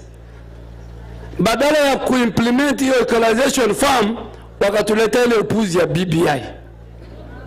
They have not even finished implementing it. Mpaka leo hiyo pesa ilikuwa ni ya stima, maji na barabara. Mpaka leo imekaa treasury. Unajua wewe ni mfugaji. Sasa sisi na Wakenya wengi mahaslas tukuchagua lazima. Ya tatu, sisi hapa mimi na nikiwemo, sisi tumekataa upuzi ya BBI. Na hata mashekhe wamekaa waliomba mwezi wa Ramadhani. BBI ikakwama mara ya kwanza, mara ya pili, mara ya tatu. Kwa sababu ya moja, ilikuwa ni dhulma ambaye ilikuwa namaliza a certain section of the Kenyan people. Hii ijara unaona ambaye marehemu senator wetu alikuwa kiongozi is one of the largest constituencies. Hapa Habaswein tunaenda leo, it is 32,000 square kilometer. Walikataa kugawa hiyo na wakajigawia hao wenyewe karibu constituency 70. So magalisi working. So magalisi. Ruto maanta wuxuu yiri siyaasiga waa maslaxa. Dan waa dan. Qof uma doonayso qurxan yahay. Annaga waxaan dooraynaa qofkii danteena ay ku jirto. qofkii sharfo ummadda Soomaalida iyo ummadda muslimiinta yaan codka anaga siinayna. Madam Samo, the other thing, finally, if you allow me, unajua niliona juzi kwa gazeti dada yangu Chief Justice Martha Koome akimpatia amri chairman wa IEBC akisema we want Chebukati to confirm whether the mistakes made in the 2017 general election have been corrected.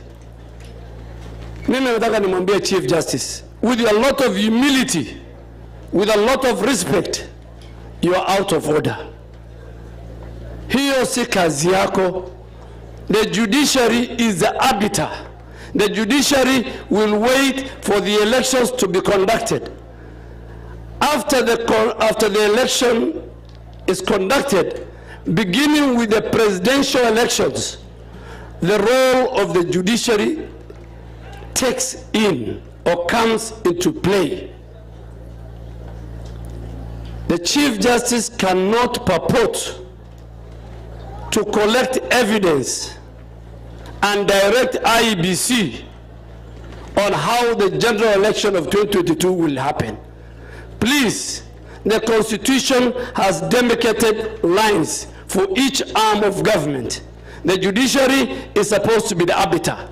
IEBC is an independent institution. It will deal with the management of elections. So my sister, wewe ngojea hiyo mpira ikikuja kwako. Saa hii, unless you want to tell us you are speaking for certain other government functionaries. So wewe mama wachana na Chebukati, kura ya hata ya Garissa, kura ya Fafi, kura ya Nairobi ya president ikiwa na hitilafu, wewe wakati hiyo ndio maneno yanakuja kwako. Nikisema Harambee mnasema UDA, nikisema UDA mnasema Kenya Kwanza, nikisema Kenya Kwanza mnasema kazi ni kazi, ili niite mkubwa wangu Harambee. Hapana, hamjasikia. Harambee, Harambee, UDA. Hapana, Kenya Kwanza, UDA, UDA, Kenya Kwanza. Kazi ni kazi, wera ni wera. Your Excellency, sir.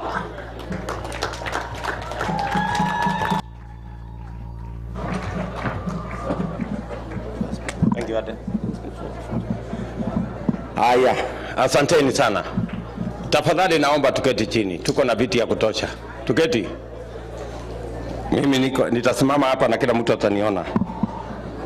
Tafadhali wale mko na viti, tafadhali. How do you say keti chini kwa Kisomali wewe Aden? Fuliza.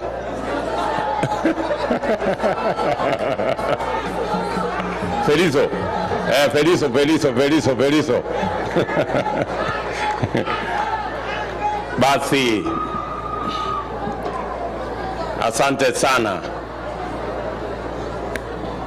Ndugu viongozi wote, hawa viongozi wetu wa bunge, bwana governor, mama Falhada, ndugu yangu Aden Bare Duale, wazee wetu, professionals, kina mama, vijana, watu wote wa Garissa. Assalamu alaikum. Mimi kwanza nataka niwashukuru tena. Vile tulianza hii mkutano pamoja,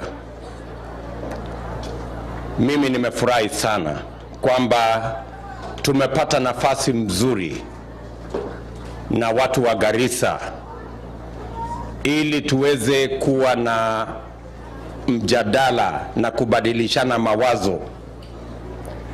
Tumewasikiza kwa makini.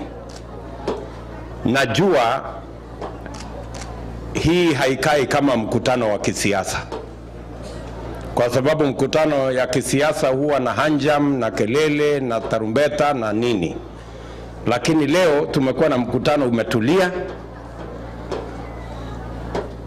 na ni hivyo ndio tulikuwa tunataka, ndio tuelewane vizuri kabisa, kwa sababu tunataka kuondoa ile siasa ya zamani. Siasa ya zamani kulikuwa na utapeli mwingi, kulikuwa na ukora mwingi. Mtu anakuja na makelele na vumbi na nini na nini, mwisho unapiga kura, ujui umepiga kura kwa sababu gani. So tunataka tuelewane kabisa kabisa ya kwamba siasa ndio inaendesha mambo katika taifa letu la Kenya, na lazima tuwe makini kwa mambo ya siasa, kwa sababu Kenya ingekuwa imepiga hatua ya kwenda mbele, we would not be here as a country if we had taken the right decisions as leaders, if we had laid emphasis where it matters, we wouldn't be here. But it is never too late to do the right thing. Tunasema ya kwamba tunazidi na kusema Kenya is a country of great potential, but it will continue to be a country of great potential until we do something about it. Lazima tuwe na mpango ya kuturn ile potential iwe opportunity, na kuturn hiyo opportunity into progress for our nation. So mimi nawashukuru sana watu wa Garissa. Nimewasikiza kwa makini na team yetu hapa ya economic team. Tumeelewa yale mambo mnahitaji kwa mambo yenu ya barabara, na nimesema ya kwamba zile barabara zingine ambazo mungetaka ziwe katika mpango yetu mtatueleza. Mmetueleza mambo yenu ya ufugaji na vile mnataka tufanye katika sekta hiyo ya ufugaji. Tuwe na mbegu ambayo itawapatia nyama zaidi, iwapatie maziwa zaidi, na pia tuwe na mpango wa feedlot ambayo itaongeza kilo za mifugo yenu. Tuwe na mpango ya disease control ndio muweze kupata soko ya kitaifa. Tuwe na mpango ya processing ambayo itaanza na kutengeneza mahali ya kuprocess nyama starting from abattoir going forward. Tumewasikiza kwa makini kwa mambo yenu ya kilimo, na mumetueleza vizuri ya kwamba county hii ya Garissa iko na potential agricultural land ekari ama hektari 1700. That is larger, to use the words of Haji, that is larger than the production that happens in Egypt. It can be found here in Garissa County. And mumetueleza ya kwamba potential hiko hapa Garissa, mahali ambapo bado tuko na uwezo wa kupanua agricultural land. Pale tuko na matatizo Western Kenya, pale tuko na matatizo katika sehemu zingine za Kenya, mahali ardhi imekuja ekari ndogo ndogo. We can do our agricultural productivity commercially here in Garissa County. Mumetueleza mambo ya dams na vile mungetaka tuwe na maji ya irrigation. Mumetueleza kuhusu mambo ya processing, mambo ya cold rooms, na mambo ya export, na mambo ya market ya mazao yenu. Tumekubaliana ya kwamba hiyo mpango yote tutaiunganisha na zile programs zingine ambazo mmetuuliza hapa ya bottom up, kuanzia wafanyabiashara wadogo wa hapa, vile ya kuhakikisha kwamba wako na soko mahali ya kufanya biashara, vile watakuwa na sheria ya kulinda biashara yao, na vile tunaweza kufanya access to credit ifikie wafanyabiashara wengi, hasa wale walio katika the bottom of the pyramid. Tumesikia vile wamama hawa wameongea vizuri kuhusu vile tunaweza kuwahamasisha wale wananchi walio chini kabisa, na vile tunaweza kubebana pamoja na wao tuwaweke katika kiwango ambayo inafuata. Tumekubaliana vile vile mambo ya biashara, hata kama ni ndogo ya bodaboda, tumekubaliana biashara zile zingine, na mimi nataka niwahakikishie mambo mawili. Jambo la kwanza, haya mambo yote tumesema na yale mengine yako katika mipango yetu, tutayaandika vizuri. Tutaongeza ile Mheshimiwa Duale amesema ya kwamba uraia wa Kenya usiwe na ubaguzi. Raia wa Kenya ni raia wa Kenya, na vile mmoja anashughulikiwa mwingine ashughulikiwe hivyo hivyo. Tumekubaliana ya kwamba mambo ya IDs na mambo ya passports, watu wa Northern Kenya wasibaguliwe.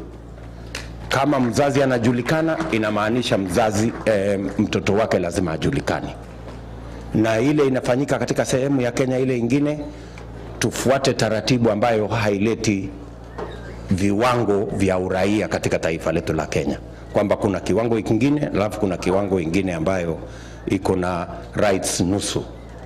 Tumekubaliana vile vile ya kwamba sheria, katiba ya Kenya hairuhusu serikali ya Kenya kuchukua maisha ya mtu bila ya kufuata sheria. Every Kenyan is considered innocent until they are proven to be guilty. And the subject of extrajudicial killing, I want to commit here in Garissa that it will come to an end.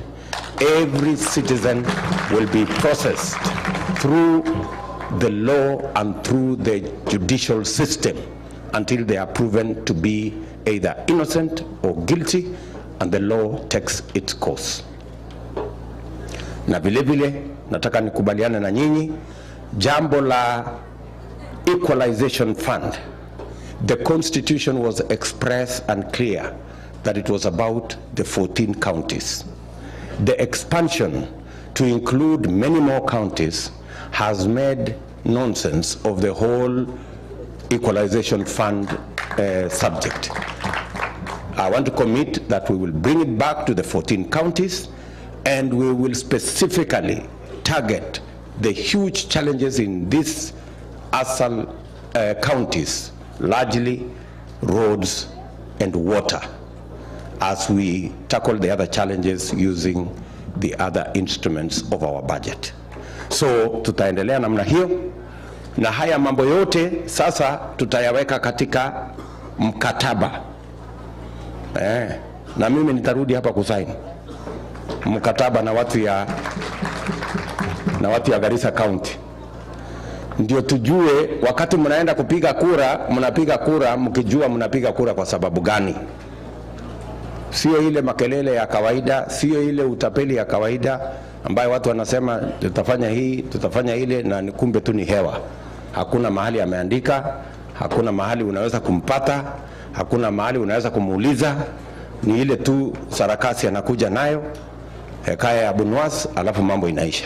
So we must stop that kind of politics, and we must stop deceit from the politics of Kenya. So mimi nataka niwaulize ya kwamba hii mkutano nimefurahi sana, tumekutana na mumejieleza better than I ever thought. Mumejieleza na inaonekana wazi ya kwamba mnaelewa ni mahali gani mnataka tuende hapa Garissa County, priorities zenu, uchumi wenu, na vile tunaweza kusaidiana na nyinyi na serikali yenu iweze kuwafikisha mahali mnataka kwenda kama watu wa Northeastern. Tumekubaliana ya kwamba hii mpaka yetu, lazima hii mpaka tuitumie katika mambo yetu ya export na kufanya biashara. Tuzuie wahalifu, tupambane na wahalifu, lakini tukubalie biashara iendelee na wananchi waendelee kama wananchi wa East African Community. So haya ni mambo ambayo tumekubaliana, na mimi nataka niwahakikishia kwamba baada ya sisi kuweka hiyo charter sahihi, tutarudi hapa mwaka mmoja baadaye tukuje tuanze kufanya analysis ya implementation. Ile mambo tulisema imefika wapi? Na nitakuja hapa kwa mapenzi ya Mungu na mawaziri na wale wengine, na watakuja kujibu mambo ya barabara imefika wapi, mambo ya damu imefika wapi, mambo ya livestock imefika wapi, mambo hiyo ingine imefika wapi, mpaka tukubaliane. That's the only way we are going to move this country forward. Tumekubaliana jameni? Garissa tumekubaliana kabisa, tumeelewana. Mwisho mimi nataka niwaambie hivi ya kwamba najua ya kwamba viongozi wenu wengi wameuziwa uoga, wameuziwa utapeli, wameambiwa ya kwamba kuna kitu inaitwa system, kuna kitu inaitwa deep state, kuna kitu sijui inaitwa nini. Wameuziwa mambo mengi. Mimi nasimama hapa mbele yenu watu wa Garissa. Mimi naitwa William Ruto. Mimi ndio naibu wa rais wa Jamhuri ya Kenya. Just for the record, ndio muelewe. Sawa sawa? Msikubali kuuziwa uganga na fitina, na muuziwe uchawi ati kuna kitu inaitwa deep state, ati kuna kitu inaitwa system. Mimi nataka niwaambie, kama kungekuwa na deep state na system, mimi ningewaambia. Unanielewa? Na mtu wasiwauzie uoga ati nyinyi kwa sababu nyinyi ni watu mmekaa namna hii lazima mfuate hivi, ili mkuwe watumwa ya watu wengine na maslahi yao. Nyinyi ni raia kamili kama raia wengine wa taifa letu la Kenya, na msikubali kuteremusha uraia wenu mkawa second class citizens kwa kubali kuuziwa uoga na kuuziwa utapeli. Tunaelewana? Na mimi nataka niwaeleze wenye kuamua vile Kenya itaenda mbele ni wananchi wa taifa letu la Kenya. Nyinyi ndio mtaamua vile Garissa itaenda mbele na vile Kenya itaenda mbele, pamoja na Wakenya wenzenu wengine. Mnanielewa? So hii mambo yote tutashirikiana na tutafanya kazi hii kwa pamoja. Msikubali kuuziwa uoga. Matapeli kwa dunia hii ni wengi, wanauza maneno. Hata wengine wanakuja watawaambia, simulisikia walikuwa wanasema ati huyu William Ruto hawezi kufika 2022. Si walikuwa wanasema? Wakauza tena hiyo akasema huyu William Ruto hatakuwa kwa ballot. Sijuzi mimi nimepatiana makaratasi kwa IBC. Si mimi niko kwa ballot. Sasa wako na propaganda ingine wanatengeneza saa hizi ati unajua tuko na mbinu, tuko na mpango deep state system, ati tutaiba kura ya William Ruto. Mimi nataka niwaulize nyinyi watu wa Garissa, mniangalie vizuri. Nyinyi mkiniona mimi nakaa mtu ya kuibiwa kura mimi?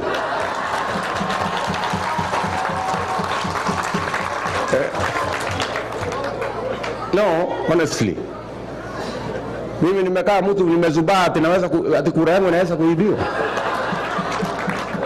Hawa watu ni watu ya kuota ndoto ya mchana. Hakuna kura ya mtu ataiba. Ni watu bure. Hii ni watu bure. Ni hawa tu si ndio walikuwa wanaimbia sisi hapa William Ruto hata kuwa 2022. Si mimi niko hapa. Atafika kwa debe. Si debe ndio hiyo inatengenezwa saa hii. Na tutawashinda asubuhi na mapema na hakuna kitu watafanya. Mnanielewa wana wa Garissa? Na sio ya kwamba itakuwa ni mara ya kwanza sisi kushinda hawa. Sisi tulishindana na hawa huko Msambweni. Wakawa na system na deep state. Sisi tuliwashinda. Sisi tulienda tukashindana huko Juja. Wakawa na hiyo deep state yao na system. Sisi tuliwashinda. Sisi tulienda kushindana na hawa Kiambaa pale kwa Uhuru Kenyatta. Wakawa na deep state na system, lakini sisi tuliwashinda. Hata hii tarehe 9 mwezi wa 8 tutawashinda asubuhi. Na hakuna kitu watafanya. They will do nothing. Sijui kama tunaelewana watu wa Garissa. Na unajua sasa, kwa sababu waliona tutawashinda mapema, ndio sasa wameenda wakatengeneza kikaragozi, wakatengeneza project, wakatengeneza mradi, wakatengeneza mtu ambaye ati wanasukuma mbele. Sasa hiyo mtu anasukuma mbele, anasukuma na watu wengi. Nimesikia ati jana anasema ati kuna mashindano kati ya sijui farasi sijui na punda. Hakuna mashindano ya farasi na punda. Mashindano ni between the past and the future. That is the contest. The contest is between those who believe that our opportunities and best times are in the future and those who are hostages of the past. Ukisikia mtu anaenda, alikuwa anasema juzi ati shida ya Kenya ni kama ile ya 1963, sijui ujinga, magonjwa na umaskini. Sasa mimi nataka niwaulize watu wa Garissa, 50 years later, 60 years later, mnataka kuniambia shida zetu bado ni zile za 1963? Bado kuna watu wajinga hapa Garissa? Kuna mtu mjinga hapa kwa hii Garissa yenu? Si watu wote wamesoma? Si watoto tumewasomesha? Si wako na certificate hawa wengi? Wako na diploma, degree na wengine? Shida yao si ujinga, shida yao ni ajira na biashara waweze kwenda mbele. Na ndio tumesema tuko na mpango maalum ambayo tumeongea pamoja na nyinyi hapa. We have a deliberate program because our challenge is no longer ignorance. Our challenge today is how millions of our young people, 5 million of them to be exact, who have certificates, diplomas and degrees, can access employment opportunities and business opportunities so that we can tap their talent and transform our country. That is the challenge. Ama ni aje watu wa Garissa? Yes. Shida yetu tena sio ati ni umaskini, shida yetu ni inequality. Shida yetu ni kwamba ile model ya uchumi tumetumia miaka 50 ni model ya uchumi inaitwa trickle down, ambayo inafaidi watu wachache, wanakuwa matajiri wa kupindukia na kufungia nje wengi ambao hawana namna, wanaitwa mahasla huko chini. Na ndio tumesema tunabadilisha model ya uchumi. Badala ya ile inaanza huko juu, tunabadilisha, tunaanza bottom up. Tunaanza na wale wako chini. Because the model of the economy we have used has created the largest inequality in Kenya. And that is what we must sort out. It is not just sorting out poverty, it is sorting out inequality that is going to make this country move forward, so that opportunities are available for the majority of Kenyans. And that is what we intend to do in the bottom-up economic model. Baada wanatuambia ati shida yetu ni magonjwa. Shida yetu si magonjwa tena, shida yetu ni matibabu. You know, watu wengi wanataka kujua watalipa vipi hospitali. Na hiyo ndio sababu sisi kama Kenya Kwanza tunasema NHIF tunaweka mpango ya malipo ya gharama ya hospitali ambayo kila Mkenya ataweza kuigharamia. Wale ambao wako na mapato ya chini watalipa kidogo. Wale ambao hawana uwezo wa kulipa kabisa tutawalipia kama serikali, ili kila Mkenya aweze kwenda hospitali akiwa mgonjwa, kwa sababu madaktari wako, madawa siku hizi imepatikana dunia mzima. Ile shida tuko nayo sio magonjwa tena, shida tuko nayo sasa ni matibabu. How do we access medical care for all our citizens? So tofauti kati yetu na wale watu ya kuzimia ni kama usiku na mchana. Those ones are hostages of the past. We are architects of the future. Sijui kama tunaelewana watu wa Garissa. Tumekubaliana? Tumekubaliana? Si ndio? So I want to tell my Kitendawili friend, the contest, my friend, is not about horses and donkeys. The contest is about you who is a hostage of the past and us who are architects of the future. That is the contest, and it's for the people of Kenya to make a decision. Sijui kama tumeelewana watu wa Garissa. Tumekubaliana? Mko tayari tuunde hii serikali pamoja ama hata nyinyi mmeuziwa uoga? Mtanunua uoga? Na mkipatiwa bure mtachukua? Mmekataa?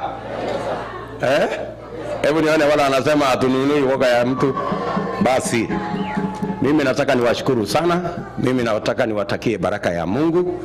Asanteni sana, na nitarudi hapa wakati mwingine tukuje tusaini sasa hiyo chata na tutengeneze serikali ambayo italinda maslahi yenu. Asanteni sana. Assalamu alaikum.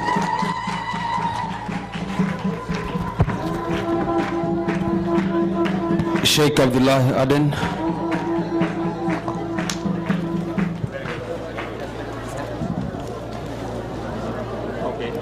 Tafadhali naomba tutulie tuweze kufunga kwa maombi. Kumbuka tuliweza kuanza kwa maombi, kwa hivyo ni vizuri tunapofunga kwa maombi.